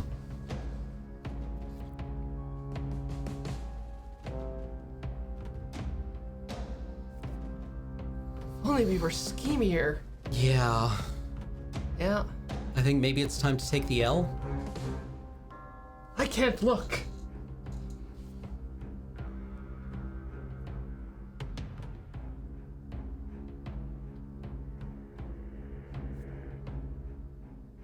We could use more scheming, and we need more unrest.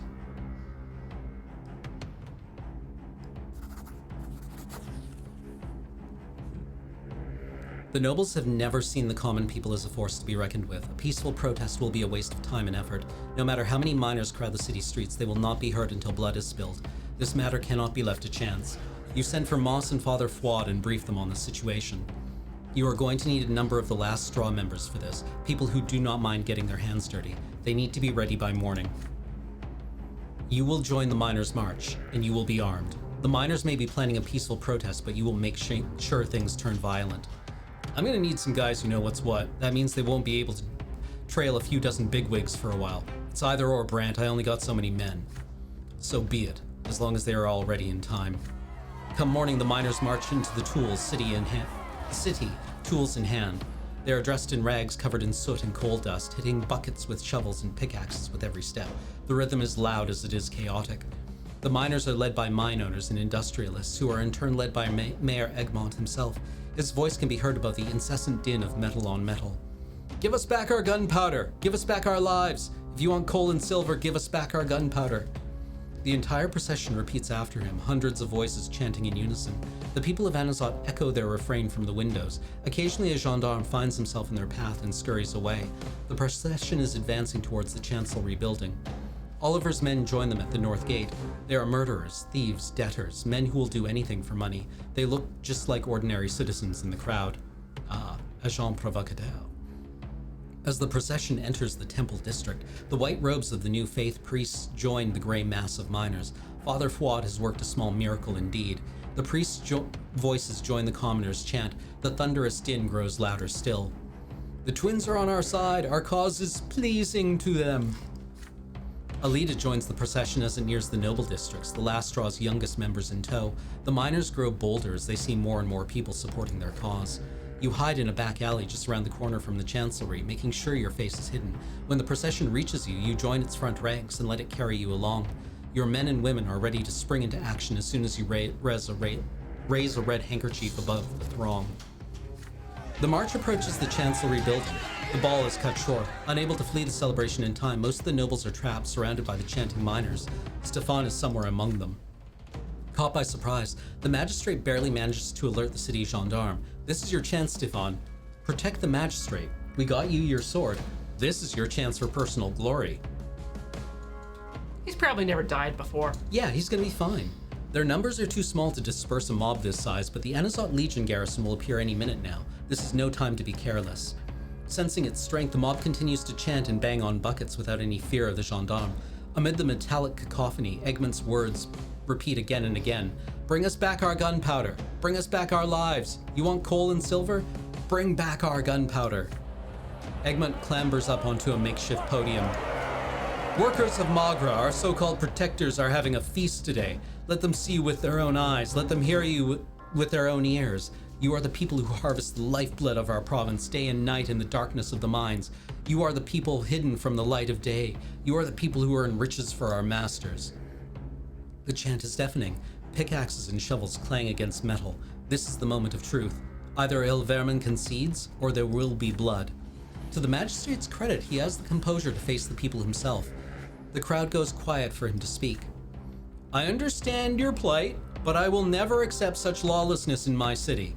Leave Anasot immediately before the gendarme and the Legion force you out. The crowd murmurs in discontent. The people are on the verge of a riot. The magistrate feels it too. He raises his hands trying to say something else, but he is too late. You toss a red handkerchief into the air with one hand and hurl a cobblestone with the other. The heavy rock hits El Vermin square in the chest. Spread throughout the mob, Moss and his men scream in unison, Get him! Are we the bad guy? No! The gendarmes soon find more rocks flying in their direction. They try their best to fight back, but your rabble-rousers rush them, followed by the enraged horde. Stop! Enough! Don't do this! But there is no stopping it now. A confrontation is inevitable. Your work here is done. You try to escape the crowd. But a force of nature now, the mob will not release you. You're only a drop in a sea of humanity, and it washes you away. Soon the nobles and join the gendarme in a bid to quell the riot. The aristocracy's best draw their swords and fight an uneven battle, few against many. People push and shove frantically. You are deafened by screams, your nostrils filled with the stench of blood and sweat. Those pickaxes and shovels quickly become deadly weapons. The mob buffets you from side to side as it moves. You barely manage to remain on your feet, even as you stumble over the bodies of those less fortunate. Then, finally, you are almost through the last stream of bodies when you hear an all too familiar voice from behind your back. Not so fast, rebel! Cold steel pierces your back. The tip of a sword sprouts from your stomach. A foot kicks you in the back. You are thrown off the blade and onto your feet, but a moment later you collapse onto the cobblestones. You smash head first into the hard stone. Your nose shatters with a sickening crunch. The pain is blinding. Salty blood fills your mouth. And then darkness. You are surrounded by an immense gray void. There is nothing but shadows around you. The specters of your decisions, the spawn of your personal will. You see before you all your victories and defeats, all your errors and hopes. Another shadow comes to life by your side. As you gaze at these elusive moving silhouettes, you recognize your last action. This is the death you chose to face, knowing what fate was to befall you. This is the decision you made. The shadows keep spinning and dancing around you, the footprints of every step you have taken since the day you were born. A colossal figure looms over them all, your future true death. You can no longer deny its imminence. It has always been there, waiting for you. Now you are only one step away from it, but you will take this step yourself. The familiar gigantic figures of the twin gods appear from the void to meet you. They effortlessly lift your tiny soul and hold it in their hands. You have always been in the twin gods' hands. Their will created you. The elder did not grant you his love. He forced it into you. The younger shaped you according to his law without giving you a choice. An enormous whirlwind arises in the void. The twin gods release you into it, and the torrent of an unfathomable will whisks you away. You are merely a minuscule particle of this universal tide. This will is the sole determiner of all events, past, present, and future. Your puny actions and choices are nothing in the face of the force this torrent harbors. You whirl in the cosmic vortex of the twin gods until it casts you out. You careen back down to your earthly life. It is only now that you regain your ability to act. You see all the wills of the universe intertwined in a perpetual struggle against one another. Which will you follow? Ooh.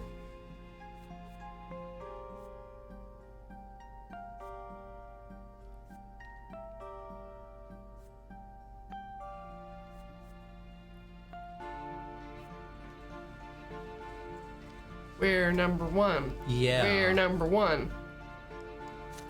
You fall into an endless web formed by the wills of the mortal void. Now that you are free of this cosmic vortex, you can finally exert your own will and make a choice. It feels like a first gasp of air after being suffocated by an alien will, the will of the gods. But for your chosen will to be incarnated here in this world, one decision is not enough. You will have to follow this path to its conclusion, to turn this will into reality by way of your decisions, deeds, and actions. Your eyes snap open and you sit up abruptly. The crypt is spinning around you. The stagnant stench chokes you. You got out. You succeeded in preserving yourself against the whirlwind that was tearing you asunder. The will of the twin gods have commanded you to continue your existence. You feel the urge to fall flat on your back and cackle madly. You're back, baby. You awaken. Your first breath is filled with pain. The crypt is silent. No one is there to meet you. With any luck, your family will never know that you died. Maybe this is for the best. The riot was an excellent dress rehearsal for the large-scale revolt Philip will eventually order you to lead. You put your men to the test, and they acquitted themselves nicely. When the time comes, you will be ready. But do you really want that time to come?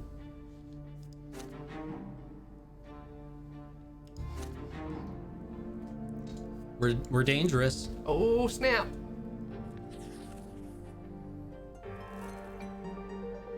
A holy day is coming, a day when the entire Emperor thanks the twins for the silver tree, the sign they left behind as a reminder of their eternal presence in this world. This momentous occasion is especially important for Anazot, but the clergy cannot agree on how best to celebrate it. Father Leonard has called for all worshippers of the twins to approach the temple of the silver tree and kneel before the sacred relic, but the old clergy balks at the idea of Leonard and the new believers leading the ritual. The day has come. An immense crowd is moving in procession toward the temple near the silver tree where Father Leonard awaits. But an inquisitor by the name of Jeanne stands in their way. She strikes a defiant pose. Confronted by a member of the Holy Order of the Inquisition, the procession reluctantly stops. People, turn back. Those who attend Leonard's rite will succumb to the new faith. Those who reject the lots defy the will defy their divine design. You're about to bring the wrath of the gods down upon us all. Open your eyes, go back to your homes, and pray to the twins.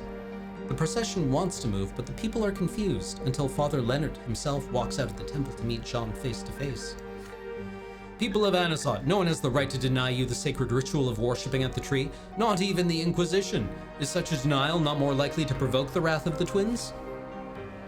The Inquisition must note that the new faith does not seek to challenge or defy the twins. We are merely trying to correct the mistakes of those who came before us.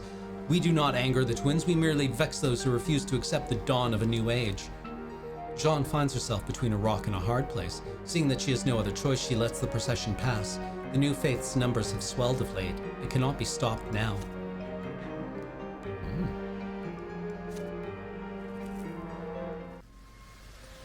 Today is an important holiday. The entire empire is celebrating the festival of the Silver Tree, which commemorates the parting gift of the twin gods, the divine sapling they planted in our mortal world in the middle of Anazot. The families of the city spend the day in peace and quiet, contemplating the divine roots that join together all people, their bloodlines, and the entire empire. Mother always oversees this holiday. The day before the festival, she seemed to have shaken off her usual apathy and engaged in the preparations with excitement. It was as though her illness had loosened its grip. Mother gathers the entire family for the holiday meal. Father is in high spirits today, sharing jokes with you and Nathan. Stefan is trying to impress an atypical agitation. Gloria is the last to join you at the table. She is wearing new breeches with high stockings and a yellow vest. Gloria, you're wearing men's clothes again. No, Mother, I'm wearing clothes women are forbidden to wear. Father gives Gloria a stern look. Stefan rolls his eyes but says nothing. Suddenly, Nathan speaks up. A few days ago in the market, I saw a grocer dressed as Overseer Gaius Tempest. He had a huge carrot for a scepter. He got a sound drubbing, of course, but until then it was quite a hoot. Good story, Nathan. Wow. Real vivid. Nathan has a story he wants to tell us all. Go ahead, Nathan. Everyone laughs at the ridiculous story. Relieved, even Gloria has a smile on her face when she sits down. The feast commences. Your home finally feels warm for a moment. It was so long ago the four of you couldn't even reach up to this table. The first word you said, Gloria, was gimme. Nathan used to cling to my skirt all the time, almost tearing it. And you, Billiam, you couldn't talk at all yet, but your piercing stare was so expressive. It felt as though you were talking to me. Mother looks at Stefan and suddenly grows quiet. And the boy. You sucked. When I met Stefan, he was already 3 years old. He was so serious and a smooth talker to boot. I remember that he had a music teacher, but he was too shy to play in front of me, so I used to listen from the next room. Stefan's face twitches. Your elder brother rises and moves to the old harpsichord. His fingers fly gracefully over the keys. A melody fills the house, melancholy and sweet. The last note lingers in the air, then silence falls. The family is awestruck. Words fail you all. Who wrote that? A nobleman from the capital between drinking a glass of wine and beating a servant? Your sister's cutting remark puts an end to the warm, cozy atmosphere. Stefan calmly turns to face her. No, it was I who composed this piece of music. It is called Mother. Mother rises to her feet. She would have needed help to do this just recently, but now she treads unassisted towards Stefan and draws him close. Stefan puts his arms around his stepmother's waist and then detaches himself awkwardly. May the twin gods bless you, Lydia. Gloria considers this scene with thinly veiled fury in her eyes. Of course, highborn nobles like Stefan are all made for the arts. They're the only ones lucky enough to have a soul and experience inspiration. Unlike us, the lowborn, we aren't supposed to feel anything but suffering, let alone express it in poetry. Everyone notices that Gloria is clutching pages filled with writing, her poems. Your sister casts a mournful glance at the family, and her eyes rest on you.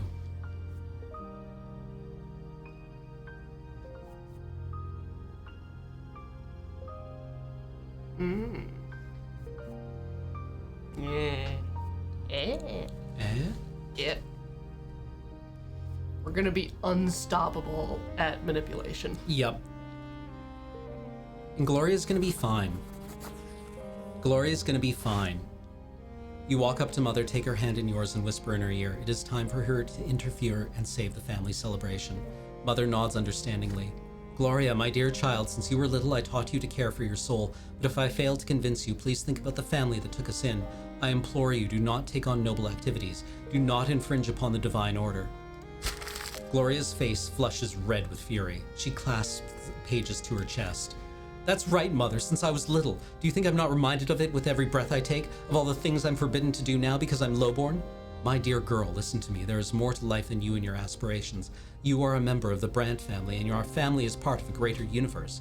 Your actions affect us all. We are not isolated. We are being watched by the city, by the Empire, by the twin gods themselves. So I'm not allowed to bear your name, but I still have to bear all the responsibilities that come with it? What hypocrisy! Gloria runs out of the room, outraged and tearful. The family is left dumbfounded. Finally, Stefan speaks. I hope, Lydia, that you can still make her see reason. Your words were wise. Let us heed them ourselves. The celebration continues despite Gloria's absence.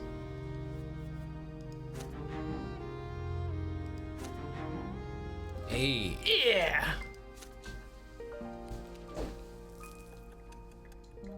Peacetime.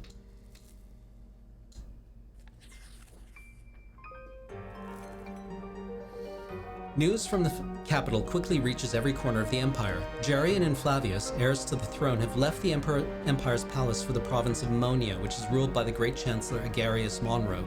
The great chancellor has accused the emperor's court of harboring malefactors and conspiring against the imperial heirs. This is why he has offered them shelter and safety in his own impregnable citadel. The common people are particularly worried by the news. They take it as a sign that the chancellor is seeking to solidify his power by holding the heirs hostage. If this continues, the Monroe could coerce the emperor into revoking the imperial law, thus depriving the common estate of any and all rights. All hope for reform in the empire has vanished. From farmer to rich industrialist, the commoners are growing desperate. In your province, the authorities are trying their best to put the people at ease. The magistrate of Anazot makes a speech from his balcony to the excited crowd below. Trust in your emperor, good people. The imperial heirs are the future of the great Tempest dynasty. The emperor has made the wise decision to send them far away from the scheming court. Great Chancellor Monroe will take good care of them and keep them safe. All glory to the Empire. All glory to the Tempests. This is fine. Yeah.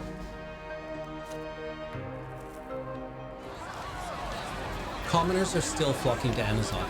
Refugees from villages that have been squeezed dry, miners who have lost their jobs, craftsmen who have lost their last coin. They all come to the city in search of shelter, safety, and justice. Makeshift shacks litter the outskirts of the city, steadily growing into shanty towns. Every day, the people of Anazot see more men and women hanging around the streets looking for work, leaving their children in the care of the most infirm and elderly of the refugees. Of all the powerful people in the city, Mayor Egmont is the only one who considers this a problem. He has ordered several of his warehouses to be converted into shelters and begun distributing bread to the refugees free of charge. You and Sophia are sitting on the roof of an apartment building watching people huddle around a wagon. The bread line stretched to the small square between the buildings yesterday, but today it disappears down the back streets with no end in sight. Look at those poor bastards. They've been betrayed by their own masters. The nobles robbed them blind, razed their villages, and left them to die. Backbreaking labor, endless suffering, dying in the gutter. That's all they've ever been given. Would any of them blasted nobles even move a finger to help the refugees? Not in your life. Mayor Egmont's the only one who cares. He's their only chance for survival. Say, Bran, I hear Augustin Elborn and Mayor Egmont have both been invited to your house for dinner. That true? How does Sophia know about this? Father asked you to keep it a secret. What difference does it make? You should have told me. Do you have any idea what this dinner means? It's a sit-down, Brand. They could be deciding the fate of our city, the fate of the last straw, the fate of our rebellion. You've got to get me invited to that dinner. Tell them I'm your friend, your fiancé, your lover, I don't care. Just find some excuse for me to be there, okay? Hey, this is my girlfriend you've never met. Her name's Sophia. Yeah. Yeah. Unrest?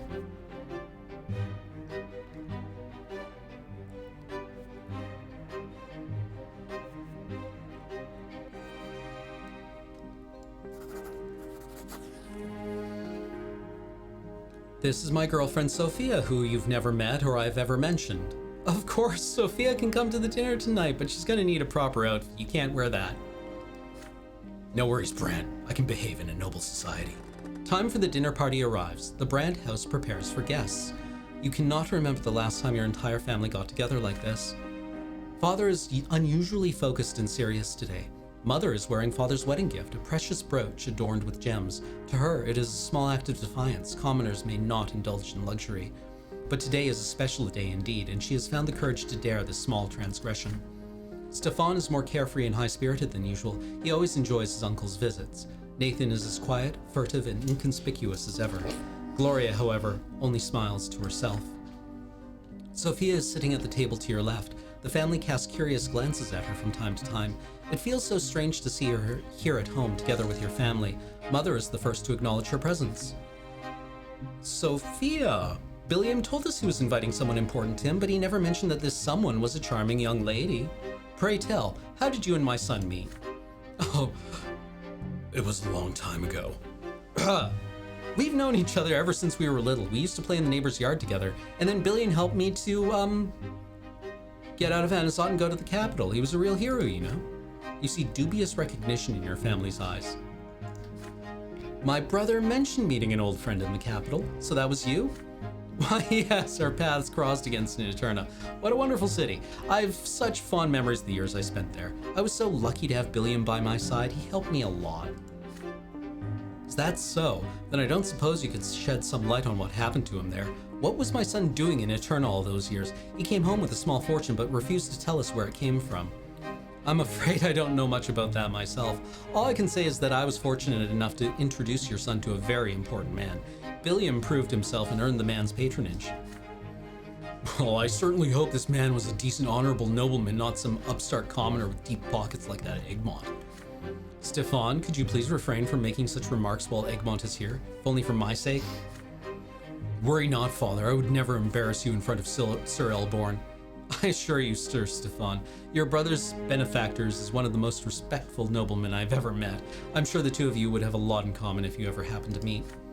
You watch in awe as Sophia charms your family with polite small talk, effortlessly picking the right words for everyone at the table.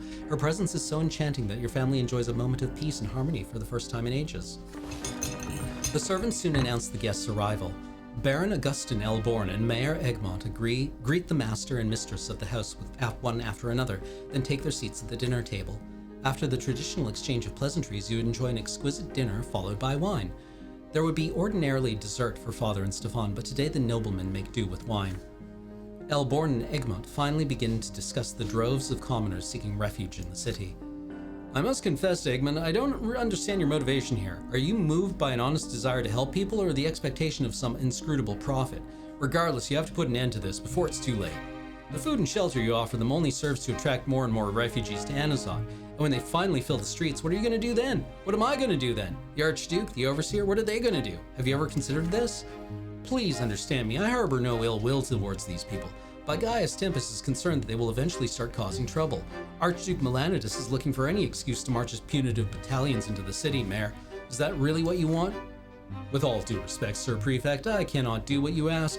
These people have nowhere else to go, no one else to help them. Here in Anazot, I can at least offer them food and shelter. Are you really asking me to let them starve to death?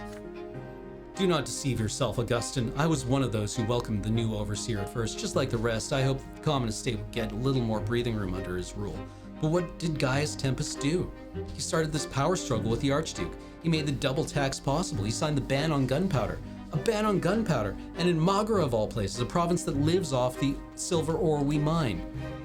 Which is why, Sir Elborn, I do not trust the Arcanians or the nobility anymore. No, sir, I will not rely on their generosity. The only way I can accomplish anything in this world is by myself, by the sweat of my brow, by sticking my neck out for others. Augustine, you are the only noble in the imperial government I can still trust. You are known throughout the city as the protector of the lowly estate. So protect the lowly estate. Offer protection to the refugees. Convince the overseer to let them stay here. Let me save their lives. I am very sorry, Eggman, but that is impossible. Gaius Tempest has made it very clear that if I cannot resolve this situation, he will bring the Legion into the city and deal with it himself. It pains me to say this, but those people would be better off leaving the city, or maybe even Magra. You must realize this. They should go to Illyria or some other place and start new lives. The only thing waiting for them here in Anazod is death. There's nothing I can do to help them. You glance at Sophia warily. Her brows are furrowed and her hands are balled into fists. She interrupts Elborn without warning. Enough! Everyone turns to her in surprise. Did a low-born woman just have the audacity to raise her voice while important men were talking? That's enough. You're Baron Augustin Elborn, the prefect of Magra, the protector of the common folk, the last hope for people like me. You're all we've got. Mayor Egmont is right. The Arcanians don't care about us at all. As far as the Melaniduses and the Tempests are concerned, we don't even exist. Every commoner in this city knows there's only one noble in Anazod who actually cares, and that's you, Sir Elborn. Not the Overseer, not the Archduke, not the Magistrate, not the Patriarch, none of them. You're the only man who can change things in this city. If not you, then who? If not now, then when? The Overseer needs your support. He trusts you. He'll listen to you. You don't have to blindly follow his every order. You're free to make up your own mind and speak to him on behalf of the people. I'm begging you, please don't betray us. Don't betray all the trust we've placed in you. Help Mare save these people. The amber candlelight glimmers and sparkles reflected in Sophia's blue eyes. My apologies, ma'am. We have not been introduced. Sophia, a commoner. A lengthy silence hangs over the room. No one knows what to do. Everyone holds their breath, waiting for Augustin Elborn to react. Thank you, Sophia. Your words...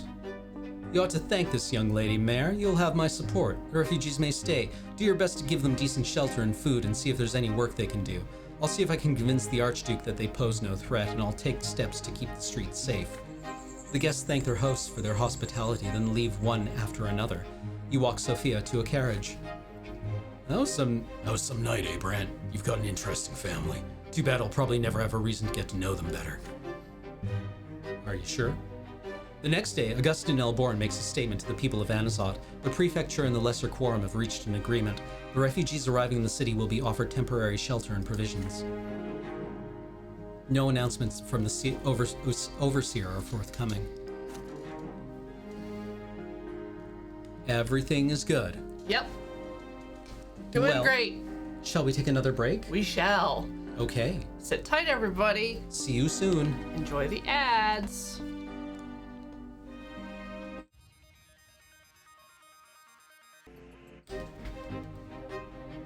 Sup? We're back.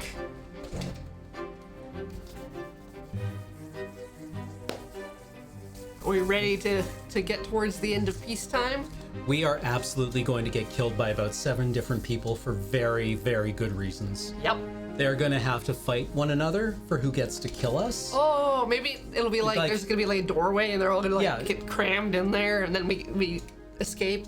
But then they like chase us to like the windmill and they set it on fire and we have to climb up. Yeah. It'll be like a Guy Ritchie movie, but one of the good ones. Mm-hmm. Not a whatever Thomas Hooper. Yeah. Yeah. It'll be a Snatch or a Lock, Stock. Not Les Mis. Was Hooper? The Cats guy? Oh, yeah.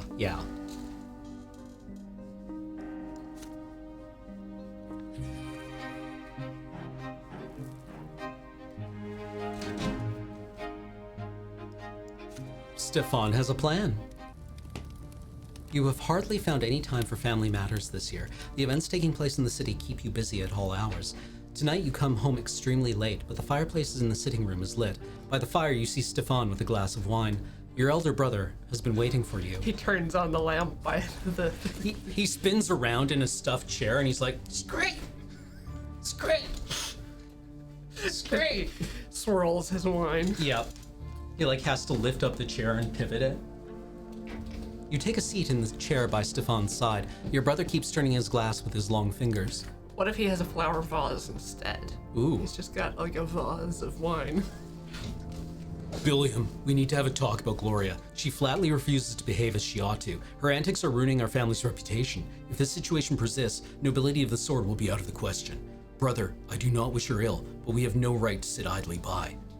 Regrettably, Gloria will never be truly a part of the Brante family. Her origins are too tarnished, so it is our duty to find her a new family. It is high time Gloria got married. But we can't just give our sister to a commoner, can we? And how could any noble wed her knowing her origins? It's been a stumbling block for a long time, but I finally found a suitable match for her. His name is Jose El Peltier. He is a young nobleman of the sword, recently graduated from the college, and now he has a position at the city hall. Do you recall a reception several years ago where he couldn't take his eyes off Gloria? Peltier has been obsessed with her ever since. Not even her lowly origins can deter him. Admittedly, Gloria does not reciprocate his affection just yet. So let us convince Gloria that becoming Sir El Peltier's bride is her chance to escape her current situation. And then let us pray she comes to her senses and puts her rebellious ways behind her. Isn't this an ideal solution? After marrying El Peltier, Gloria will be a noble woman herself. We'll be granting her the freedom she's craved since she was a girl. And then she can write poetry and do whatever else takes her fancy. This is a plan with no downsides. Mm-hmm. I will enter into negotiations with the El Peltier family. Rumor has it Jose's father already has a future wife in mind for him, the daughter of an important chancellery official. But Jose's passion must win out in the end, don't you agree? As for you, Billiam, please help me with Gloria. You're closest with her. You can make her see how beneficial this match will be. She must fulfill her duty to the family that took her in, after all. Stefan looks at you expectantly. You are at a crossroads. Will you accept your brother's plan or refuse him? Will this marriage be a blessing? And for whom?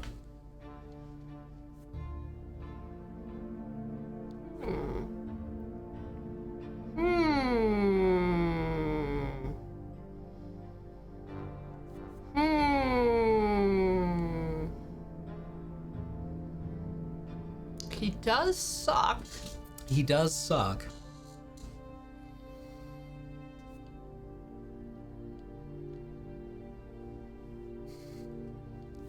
Numbers go up. Numbers do go up, except for the Stefan number.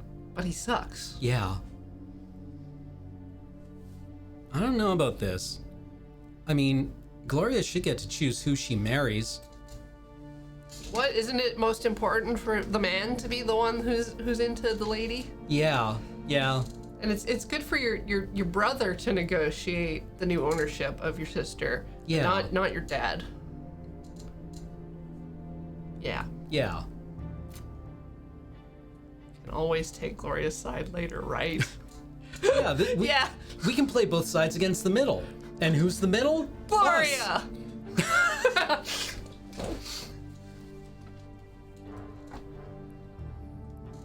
Yeah, exactly. Like, Stefan, we might not want to make Gloria a noble because I plan to kill all of them. Because I've got a small business manufacturing guillotines. Yes. As it turns out, the material needs of a guillotine and a printing press are quite similar. It's like turning a tractor factory into a tank factory.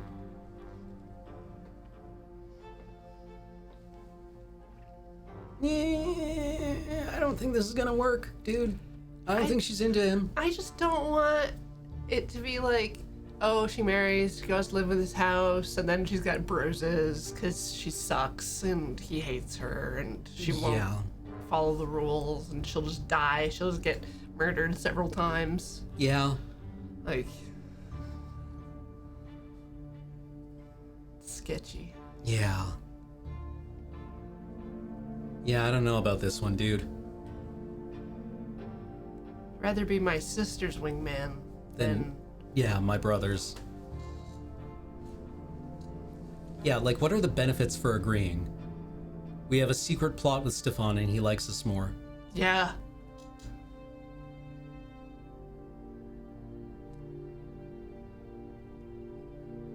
Yeah, I don't know, but then dude. the unity goes up and that helps us. Yeah. And we get more willpower to spend on things later. Yeah. Things that actually matter, Stefan. Yeah. This is not gonna work. We have other ways of, like, helping Gloria. Your words slice through the silence of the sleeping house. You disagree with Stefan and will not participate in his plot against your sister. Stefan does not say anything, but his grip on the glass tightens. Finally, you hear the sound of breaking glass and glimmering shards fall on the floor. Stefan pensively contemplates the blood running down his palm. Pity. What a pity our grandfather, Sir Gregor, is no longer with us. It would make both you and Gloria see reason. Neither of you is capable of grasping what family and blood mean. So I suppose I must bear this burden alone. Stefan leaves the room. You are left alone in front of the dying fire. After your conversation last night, Stefan mostly stays silent and treats Gloria with pointed courtesy. The family breathes a collective sigh of relief. Could the feud between Stefan and Gloria finally be over? You are the only one who is aware of the scheme your brother is concocting.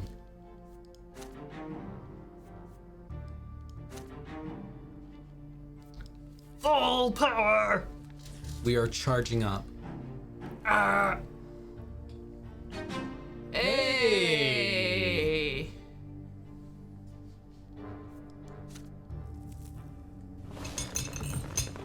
Your home is quiet tonight. Father is away arbitrating disputes in Magran villages. Stefan is visiting one of his high-placed patrons.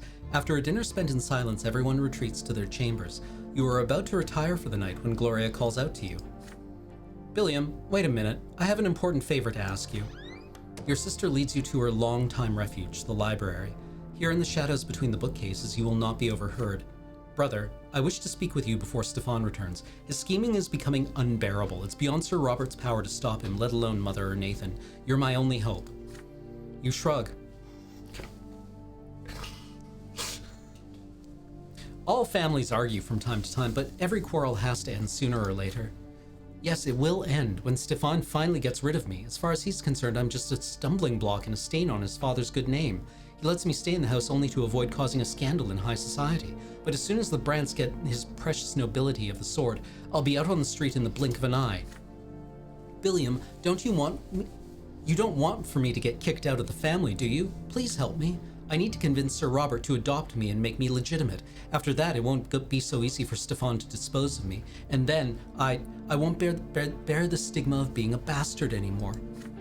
I know Sir Robert would agree if only by virtue of the love he has for our mother, but Stefan is standing in his way. Tell me, will you help me? Now this is some nonsense I can get behind. Yeah, I like these shenanigans. An illegitimate child who has never known her father, a stranger in the family. Gloria looks at you with hopeful, pleading eyes. Bros.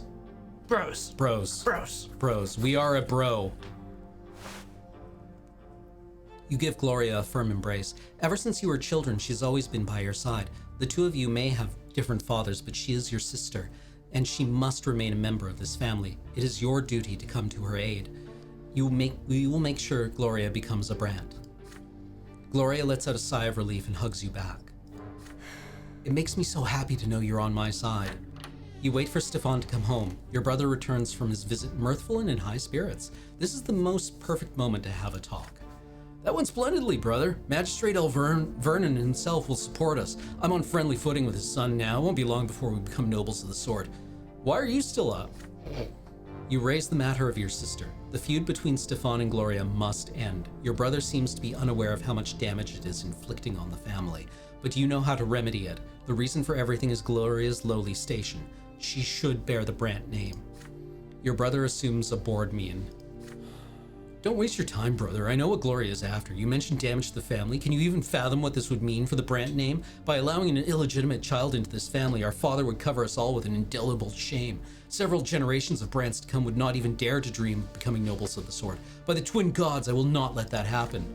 You attempt to point out to Stefan that Gloria's desperate situation is leading her to more and more audacious escapades. If your sister becomes a member of this family, she'll stop. Believe me, Billiam, I want to see Gloria at peace as much as you do, but not at the cost of our entire family's future. Absolutely not. I have a different idea for Gloria, and I'm sure this solution will satisfy everyone involved. Good night. You let your sister know of Stefan's vehement denial. Gloria is so vexed she is shaking. So he wouldn't even hear us out? Is that it? He's willing to do anything just to drive me out, isn't he, Billiam? We need to think of something. Gloria will continue her battle for the right to stay with the family, and you have promised to help her. You gotta fight for your right to family.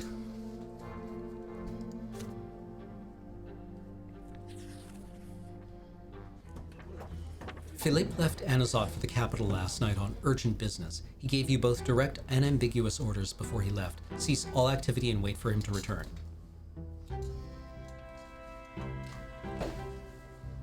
I don't know how to salute. Do you have to like... Which country? I don't know. We're Canadian, so I guess a Commonwealth salute?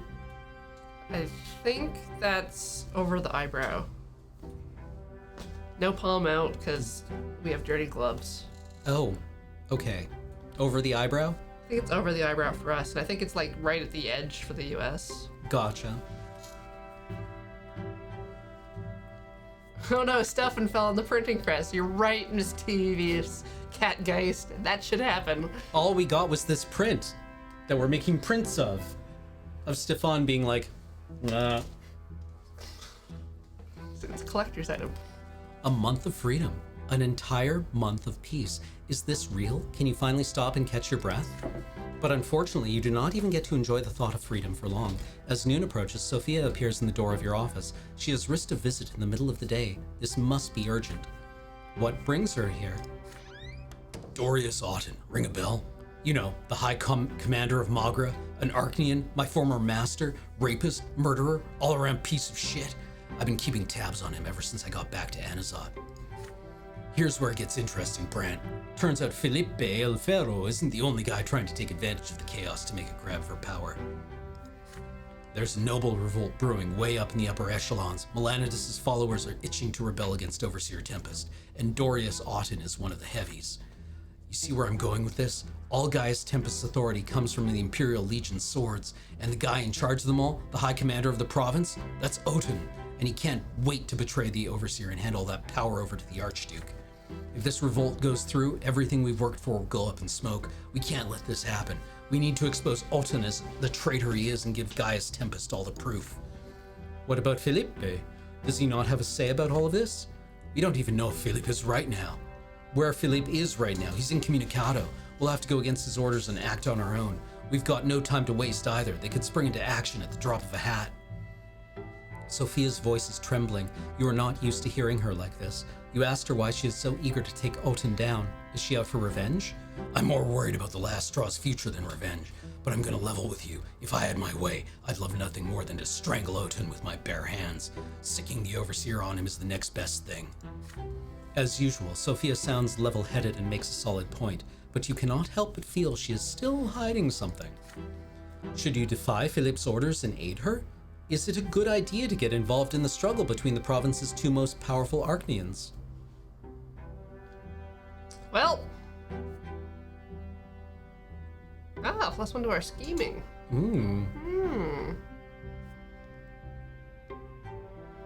What about +1 to our scheming?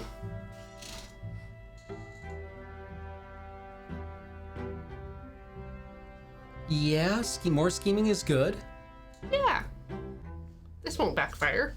No. This is fine. You shake your head. No, you will not help Sophia with this. You dope! You think Philippe's gonna save you if you're a good boy? But hey, it's your funeral. I'm disappointed. With that, Sophia leaves.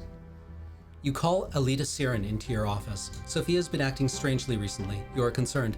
You asked Alita to keep an eye on her. Alita reports to you the next morning.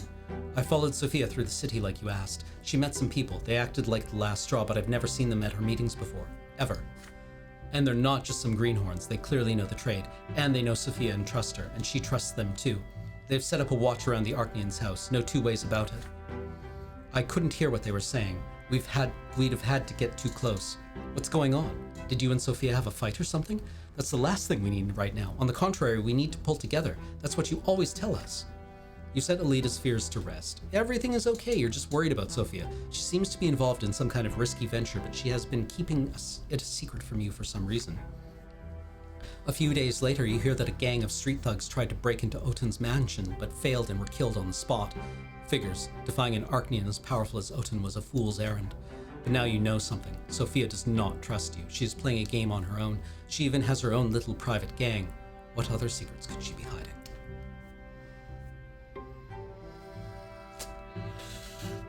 We even took you to meet our parents. Called you our girlfriend.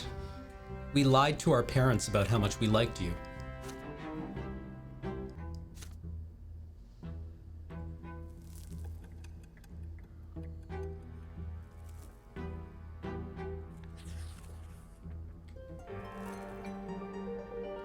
Rumors are running wild in Anazot. People say that a mysterious clandestine society called the Last Straw holds the entirety of the city's seedy underbelly in its clutches, with men in safe houses all over Anazot, plotting and scheming against the nobles and rulers of the province.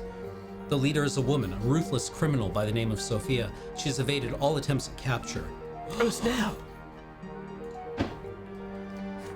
The common people both fear the Last Straw and sympathize with their cause. If the rumors are true, the city finally has someone who will stop at nothing to help the people claim their rights. But who would support the secret organization? And how did the insurgents manage to survive this long? No one in the city knows the answers. Magistrate Elverman must assuage the people's fears once again. The vile mutineers and heretics who call themselves the Last Straw will be caught and executed very soon, and anyone who has given them money and shelter will meet the same fate. The secret chancellery will make sure of that. But even facing a manhunt, the Last Straw still endures. Slowly but surely, the influence of this underground organization is spreading throughout the city. Oh. Unrest went down! Why? Wait, oh no, that's wait, order. Oh.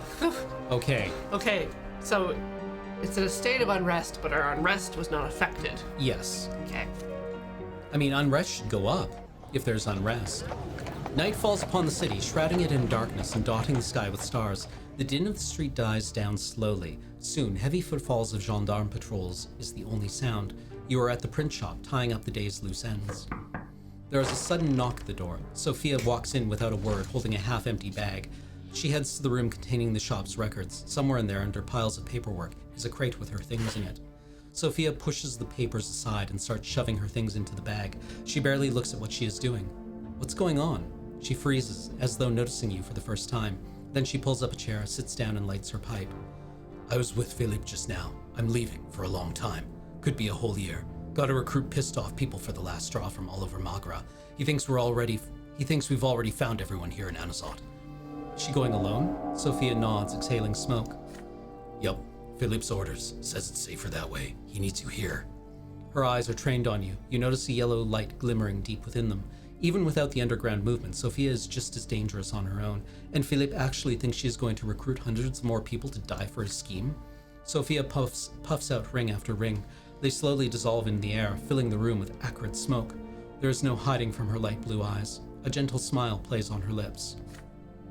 Just don't botch the whole thing while I'm gone, okay, Brante? You nod. An awkward silence follows. Deep inside Sophia's pipes, a red spark flares back to life again. She knew you would be at the print shop alone tonight. Did she really come here just to tell you this? She does not look away.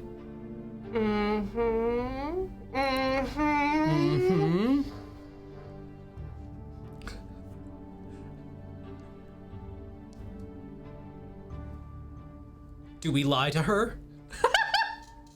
I don't know if the game will be able to tell we're lying. Oh, peace.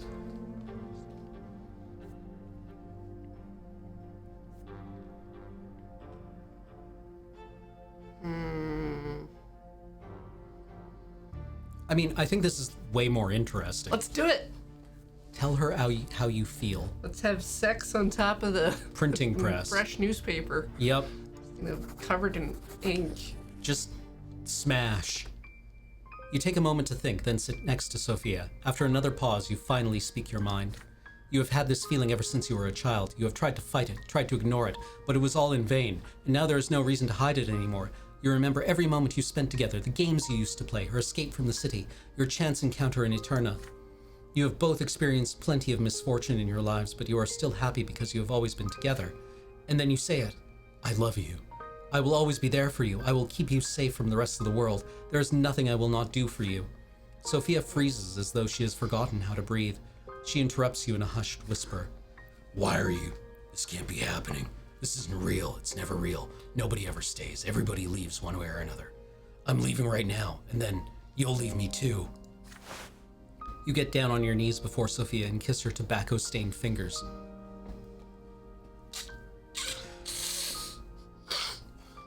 You embrace her with great care, holding her close. stroking her hair. No, you will never leave her, not ever. Her back grows stiff, but then Sophia's shoulders begin to shake. She is crying. Crying, you never thought it possible. You wipe the tears from her eyes. She holds your face in her hands and kisses you on the lips. Her tobacco-stained lips. And her tobacco-stained tooth. There's her tears. Tears of tobacco. You cannot stop. You do not want to stop. Your head swimming in a blissful daze, your mind all but gone, dissolved in those kisses. The warm caresses so gentle, the whispers so soft and sweet, the beating of your heart, the sound of discarded clothing falling on the floor. She is so vulnerable, so amazingly, impossibly defenseless. You never thought she would open herself to you like this, and yet here she is, right by your side, smiling and crying, laughing and kissing, touching and caressing, looking at you so tenderly all at once. The night lasts an eternity. You are with her. She is yours. And Fuad is there in the corner. Yep, and also her assassin goons. It's fine. It's fine. It's fine. It's fine. This is totally legitimate. The sun rises. She has to leave. You can barely force yourself to let her go. Your kisses follow her to the doorstep. You promise to wait for her. You swear to remain by her side until the very end. Just before the door shuts, Sophia gives you a sheath containing a misericord, a long, slender dagger. Here, it's for you. May it give you strength. You can do anything, I know it. It's just the way it is. That was amazing, Billiam. Oh, Billiam. Just like that, Billiam.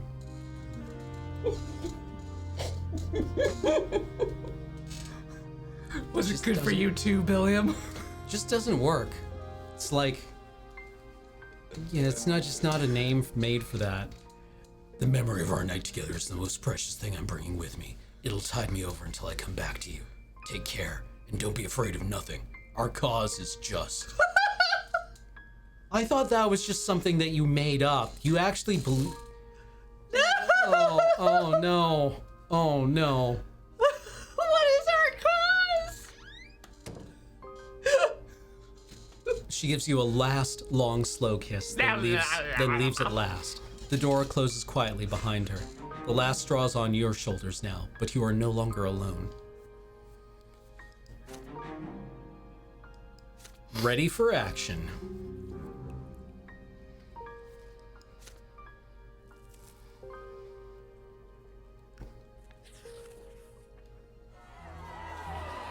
The unrest in Magra is growing by the day. More and more commoners flock to the streets and squares, trying to make their voices heard by the nobility.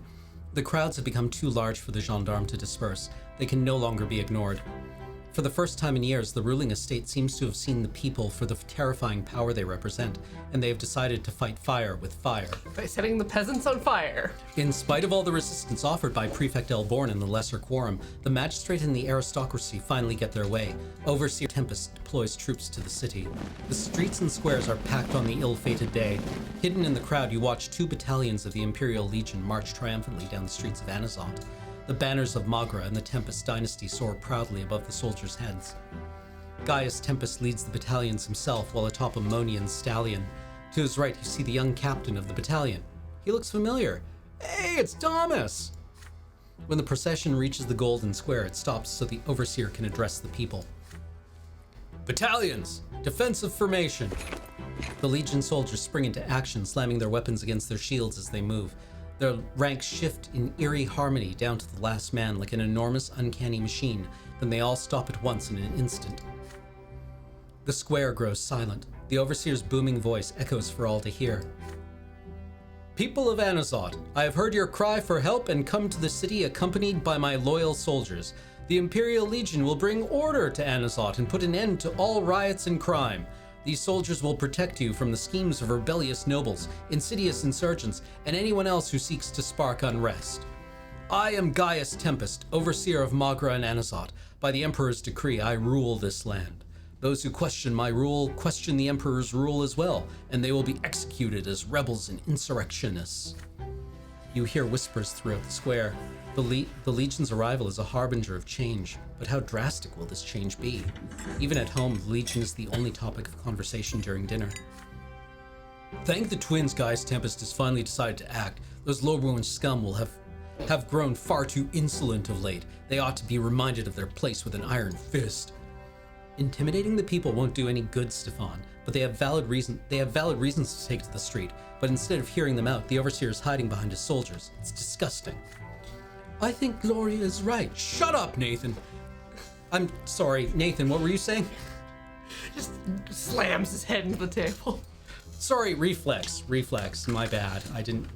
He's like Donnie from the Big Lebowski, where, you know, he opens his mouth and says Shut something up! and everyone is just like, shut the fuck up, Wait, hold on, what did you say? I think Gloria is right. Everyone's really scared. A lot of my friends want the Legion to leave the city too. Those friends of yours know nothing, Nathan. Their lot is to work and to suffer, not to wag their tongues. Oh, we're so sorry, Sir Stefan. We forgot that only blue bloods can rule. Too bad all that inbreeding hasn't made them any smarter. Enough bickering, you two. You clearly don't understand what's going on here. The purpose of the Overseer's move is first and foremost to thwart the plot against him set in notion by the Archduke Nalandmanas' royal clique of mobiles. The commoners are a secondary matter. By the way, Billiam, I've heard the battalion is being led by an old schoolmate of yours. He hasn't told you anything about what Gaius Tempest is up to, has he? You've not seen Thomas in a long time. He has not told you anything. That's too bad. Oh well, I suppose time will tell. Whatever the reason, the Legion is here in Anazot, and it is a force that must be reckoned with. As luck would have it, Thomas is in command of it. Is there any way for you to turn the situation to the last straw's advantage? Use Thomas? Unrest goes up. Ugh, unrest goes down. And we die. Ugh. Thomas gets exiled. Nice. Nice. Hey! Unrest goes up. Eloquence goes up. See, that hurts our reputation. Yeah. Whereas inciting a riot does not. Yeah.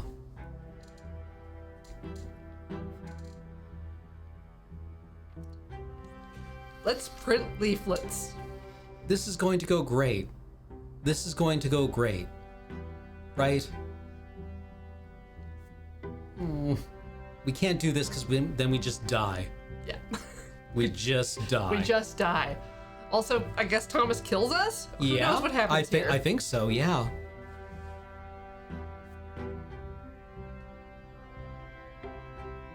Yeah, no, this is... I mean, Unrest plus 2 is pretty good. It is pretty good. Unrest plus 2 is good.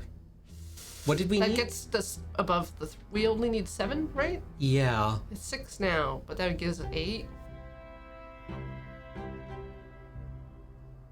I mean, going full Unrest, if we get it up to 9... Oh! We can do that 1... Yeah! But going to 0 on Spy Network is... Let's go. Let's go. Do it. Thomas, I'm sorry. The 0 Spy Network might kill us. Okay. We'll incite the riot. Yeah. Nothing bad can happen if we're just the one printing some leaflets. Yeah, this is fine. You have about a dozen leaflet sketches to choose from. Legion out of Anazot. The slogan is written in big, bright red letters over a profile of the Overseer's deep blue visage. It'll do. The Legionnaires are patrolling the streets, but you know how to get things done without being spotted. It only takes a night for the leaflets to appear on every street corner in Anazot. The battalion's arrival has already upset the city. All you have to do is call for action against the Overseer's move. The next morning, you hear people quoting your leaflets on the street and children screaming at Legion soldiers to leave. You spot Thomas on your way home from work. He is standing in front of his old home, reading a leaflet glued to the wall. With a heavy sigh, he finally tears it off and tosses the crumpled piece of paper to the ground. You hail Thomas and greet him as you come closer. Hey, Billiam, see this? What happened to our city while I was gone? I was really looking forward to coming back. I begged Gaius Tempest to give me this command. I honestly thought I was coming here to protect my friends and family against insurgents and rioters. But I guess I was wrong. The people I care about don't want my protection. They hate me, Brant. Do you? Yep. You stand there silently. After a moment, you politely wish Thomas a good night and head back home. Jesus. The Legion battalions commanded by Thomas Guerrero remained stationed in the city for 2 months. The soldiers continue patrolling the streets and try their best to act carefully, but their attempts at peacemaking only further irritate the already inflamed populace. Your leaflets have turned the people of Anazot against the Legion. The protests on the street and in the squares continue. More and more new leaflets continue to appear throughout Anazot. The city is even more restless than before. After 2 months of this, Gaius Tempest finally orders the battalions back to Castle Enery. Prefect Augustin Elborn is once again entrusted with keeping the peace. We did it! Yep. We can talk clearly. Finally!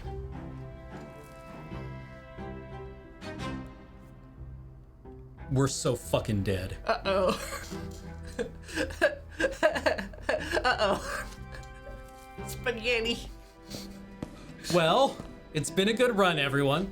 Felipe has chosen an unusual meeting place tonight. Anazot's ancient marble bathhouse is the only place nobles are allowed to enter, but tonight, in accordance with the advisor's will, its doors are open to you. The staff treat you with the subservience typically reserved for a real nobleman. You are shown to a magnificent hall with a ceiling supported by centuries-old columns and left alone. We are so going to wind up, like, floating in a pool. The reflections of hundreds of candle flames dance across the walls and water in the marble pool. You notice a bowl of candied fruit and a bottle of wine. There are no other patrons. Only good signs. Yep, this is going to be sweet. Yeah, this is a real way to treat us. We have to go into, like, the steam room, and he's going to be there with a towel. Yeah. And then some other very muscly people are going to come up. This is most likely the only time you will ever see the inside of the bathhouse. Philippe rarely uses the same meeting place twice. After a while, you muster enough courage to enter the water. It is very warm. You lie on your back and float. Your body relaxes and a pleasant feeling of drowsiness creeps over you. You are startled by echoing footsteps and the percussive thudding of a cane. Philippe is approaching. Several burly men led by Oliver Moss follow behind him. You get out of the water and reach for your clothes, but Moss steps onto your garments, preventing you from covering yourself. Hello there, Brant. Philippe's men surround you. The advisor taps the floor with his cane. The sounds echo off the marble walls. Droplets of water from your wet hair run down your back, causing you to shiver. Are you really naive enough to think you could conceal your betrayal from me, Brant? What? I'm the advisor of the secret chancellery. I know all about the deals you made behind my back, but I'll give you one last chance to save yourself. Confess your betrayal, and maybe, just maybe, I won't drown you in this pool like a runt. What are you talking about? Oh, we don't die. Yeah. Ha! Betray Egmont? Deny. Yeah, this is bad. Yeah. Deny. Deny. Deny. No, you must be thinking of someone else. I'm just naked. You need to remain calm. Philippe does not know anything for sure. He is just fishing. The advisor is a hard man to deceive, but you've learned a lot over the years. Looking Philippe straight in the eye, you tell him that this test makes no sense. None of his enemies can possibly have counted on your help, not even for a second. You have made no deals. You have conspired with no one. You have not betrayed Sir Advisor. You are loyal to him and him alone. Philip gazes at you for a moment, then snaps his fingers. Moss lifts his foot from your clothes. His men move aside a bit. Fine, Brant. You've passed the test. Your loyalty is admirable. I need a man in Malgra I can trust. You may stay here until midnight. Loyalty deserves to be rewarded. They leave. You sit down right on the marble floor, trying to calm your pounding heart. Just a little bit longer and you would have involuntarily given yourself away. Imagining your limp body floating in the pool, you feel no desire to stay. You wait a little while, then go home. Yeah. All right, well, we leave a dooker floating in the pool.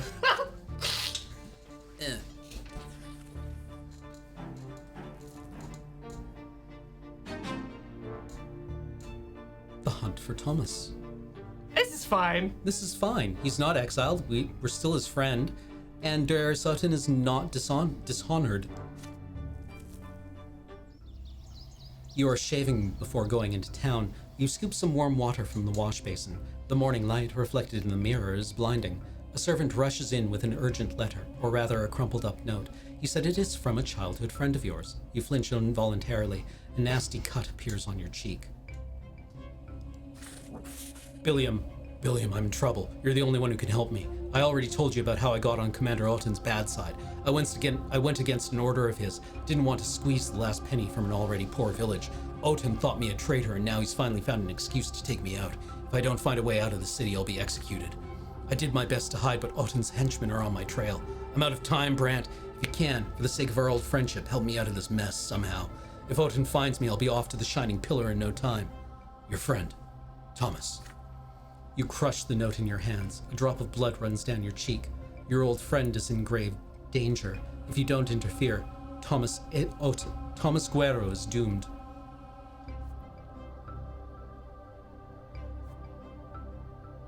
Well. Yeah? Yeah. Never heard of him. Who? Who? Huh?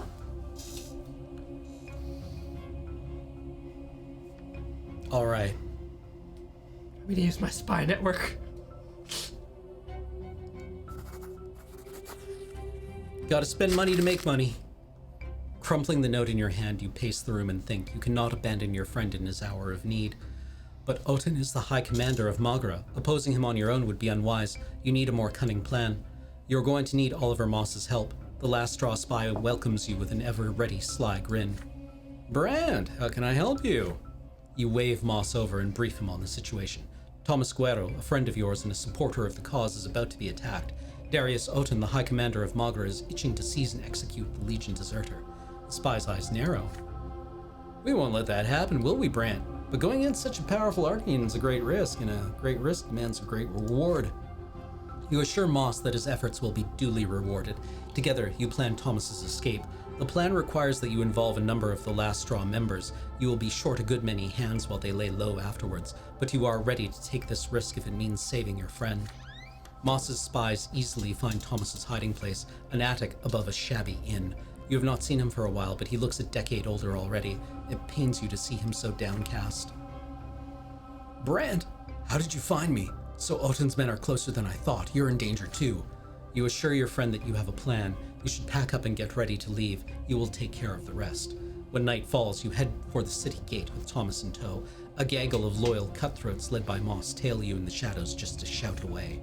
Ominous silhouettes appear before you out on the road of the city. You examine the faces hidden behind their hoods. Their clothing is ostentatiously coarse, but their manners and speech betray them as servants from a noble household.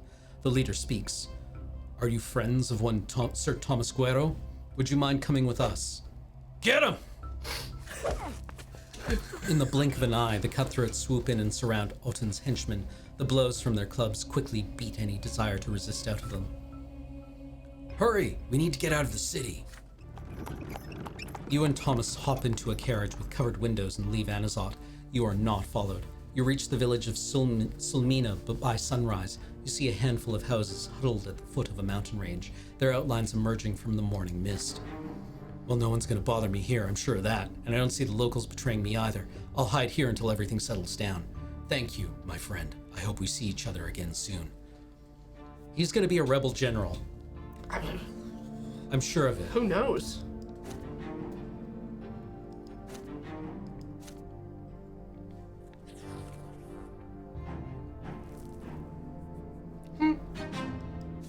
Ruh-roh. It's early in the morning. You are at home. You hear a sudden knock at the door, followed by Mother's voice from the foyer. Billiam, you have a visitor. Oliver Moss appears in the doorway, flashing his predatory smile. What's he doing here? Morning, Billiam. I've got a letter for you. It's about the print shop. Well, if it's about business, I'll leave you to it. Oliver follows your mother with a curious look, then leans on the doorframe and casts a searching glance over the house. You snatch the message from his hands. You tell Oliver emphatically that he should not be here. Moss responds to your reproach with a meaningful nod at the letter.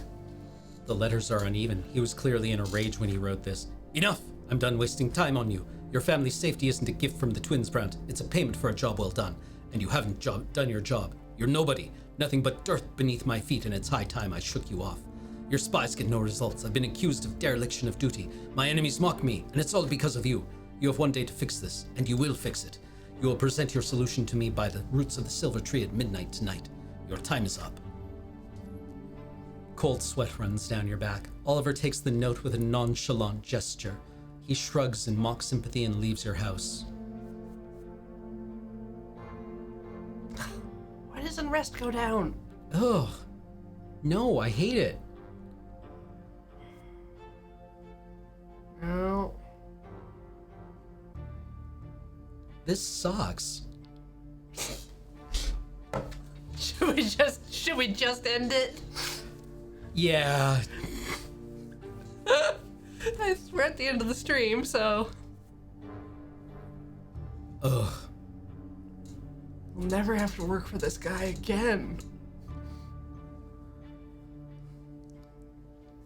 See, what will happen is we'll die a true death, and Sophia will come back and lead the uprising. Yeah, it's all gonna be fine. Yeah. Yeah. Deaths plus 4. We get 4 deaths out of this one. Right?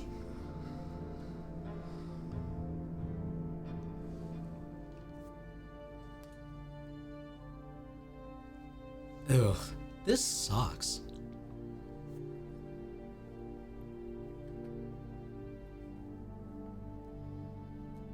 We never got to use our gunpowder. No. Maybe we can continue to increase unrest.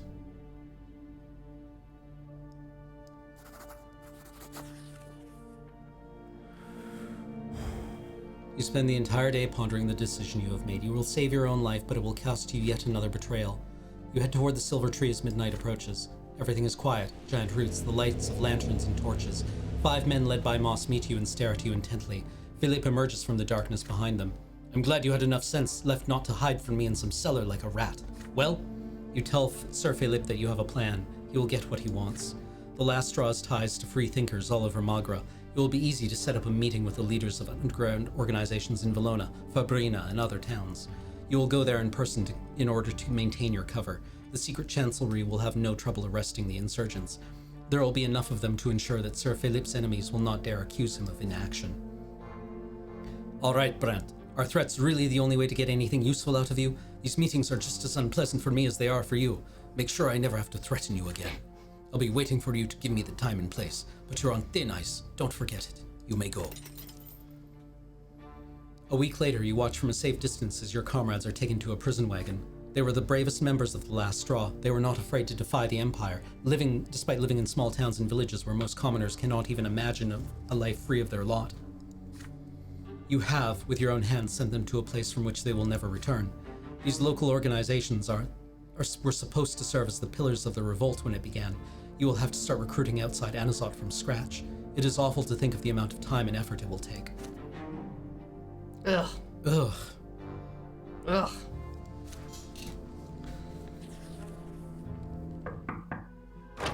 It is late. You are preparing to go home when a priest with a long staff walks into the print shop.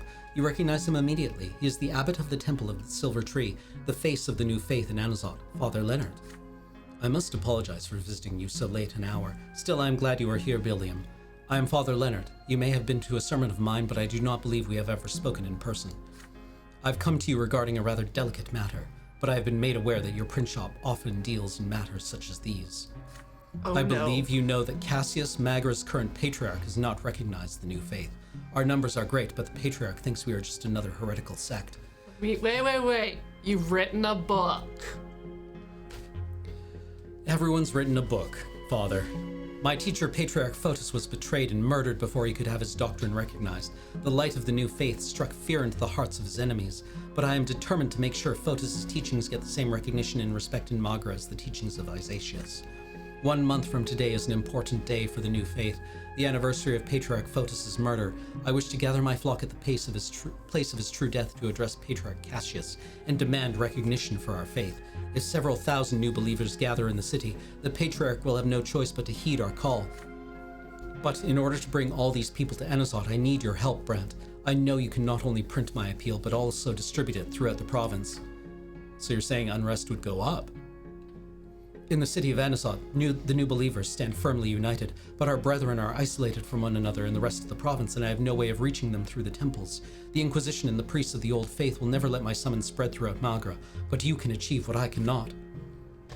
I have written my appeal down for you. Please print it and see that my summons spreads to every corner of Magra.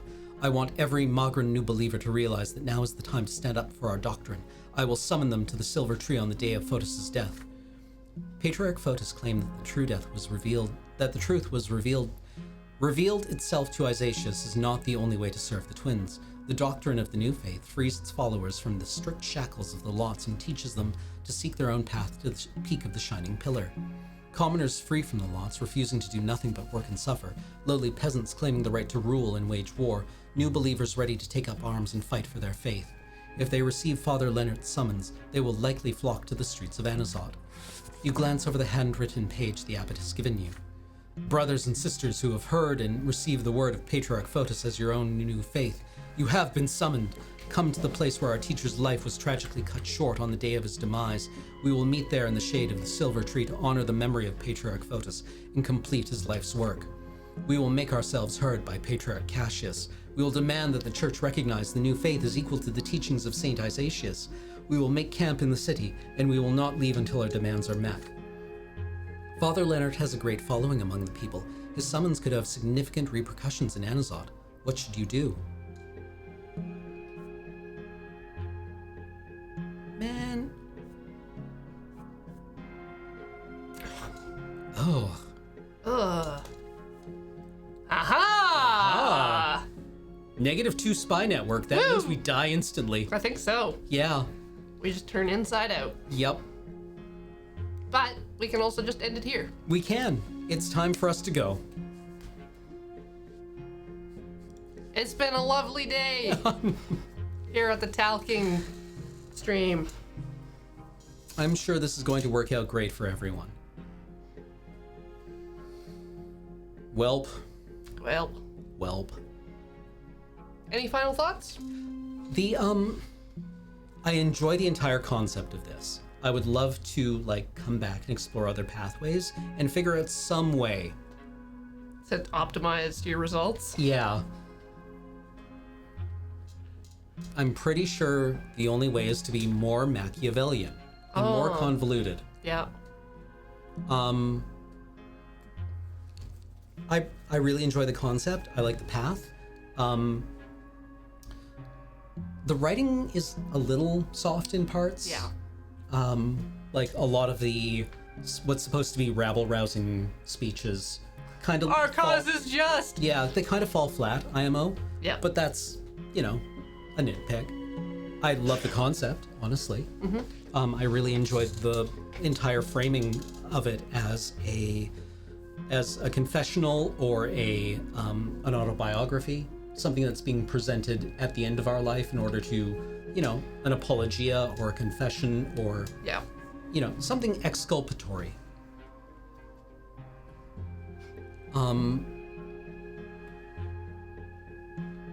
What are your thoughts on it?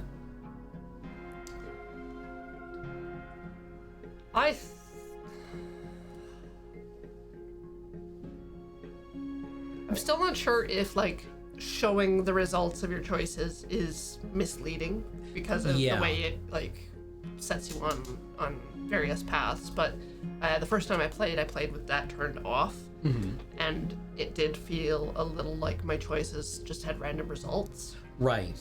So. Yeah, there are things that do seem counterintuitive. Mm-hmm. But this way you kind of play it like Slay the Spire, where you're like, these numbers happen. Mm-hmm. Well, I mean, it reminds me a bit of Life is Strange. Right. Right? Where you can make every correct decision and optimize everything. Yeah. And still not wind up with the result that you want at the end, because that's not how life works. Yes. Right? And I appreciate that. Whenever I play a game and things don't pan out, I always kind of come back to that line from TNG where Picard says, it's possible to do everything right and still lose. Yeah. That's just life. And it sucks. I don't like it. I hate it, in fact. Feels bad to do everything But now right. we can have it in our entertainment. Yes. Yeah, so when you know the results, you don't always know the full consequence of what those results mean. Yeah. But I feel it's effective. It does really feel like you're kind of constantly being backed into corners and making decisions that, hopefully will have some kind of long-term payoff, but right now it's Yeah, there's possibly too many characters, too many upper class nobles that we sometimes interact with. Yes. Yeah. Like don't have much impact on us directly. Yeah, like keeping all of the Empire's heirs, and it's like, okay, is this guy a blue skin, or is this guy like the Emperor's brother? Like, I don't know. Yeah. Yeah, it does feel like the dramatis personae is a little long. And it does. Yeah. But again, that's kind of like more a nitpick, like a personal preference, like face blindness problem. Yeah. I like most of the characters that we deal with. Right? Like, they're all interesting. They all kind of make sense. Gloria's great. I even like Stefan, right? I kind of relate to Stefan as being somebody who isn't terribly bright, who thinks he has a job to do. Yeah. And he's been told all his life that this is the way he has to act and behave to succeed. Yeah. And, like, they honestly could have made him a much larger heel. He kind of has a soul. A little bit. At least from what I've seen. He could have been a lot worse, I feel. Yeah. At any rate. Nathan could have been a lot better. Yeah. Yeah. But I guess we should thank subs. Yeah, let's do that. I'll turn this down because I think there's music on the sub read. All right. Starting. Go. Great Wahuni, thank you for 56 months. Godort, 61 months. Thank you very much. Story Ranger, welcome back. Wolgo, 32 months. I have to sneeze. I'm very sorry. Okay. Azir Shock, 52 months. Crazy Watermaloon has come back for the 34th month. Pink Floyd, yes. 26 months. Thank you. Q_sick has returned for the 70th month. Much appreciated. Anderchrist, 51 months. Almost that 1 year in months. Magic Nerd Karlsruhe has come back for the 5th month. Cool. Thank you all. And thank you for the bits. Xanta 69. Much appreciated. All right. Yeah, that's it for today. I believe Cameron's gone next week, so it'll be just me, but I don't know. I haven't picked anything yet. I have to do that. So keep an eye on the schedule, lettingreadyrun.com/live. And, yeah.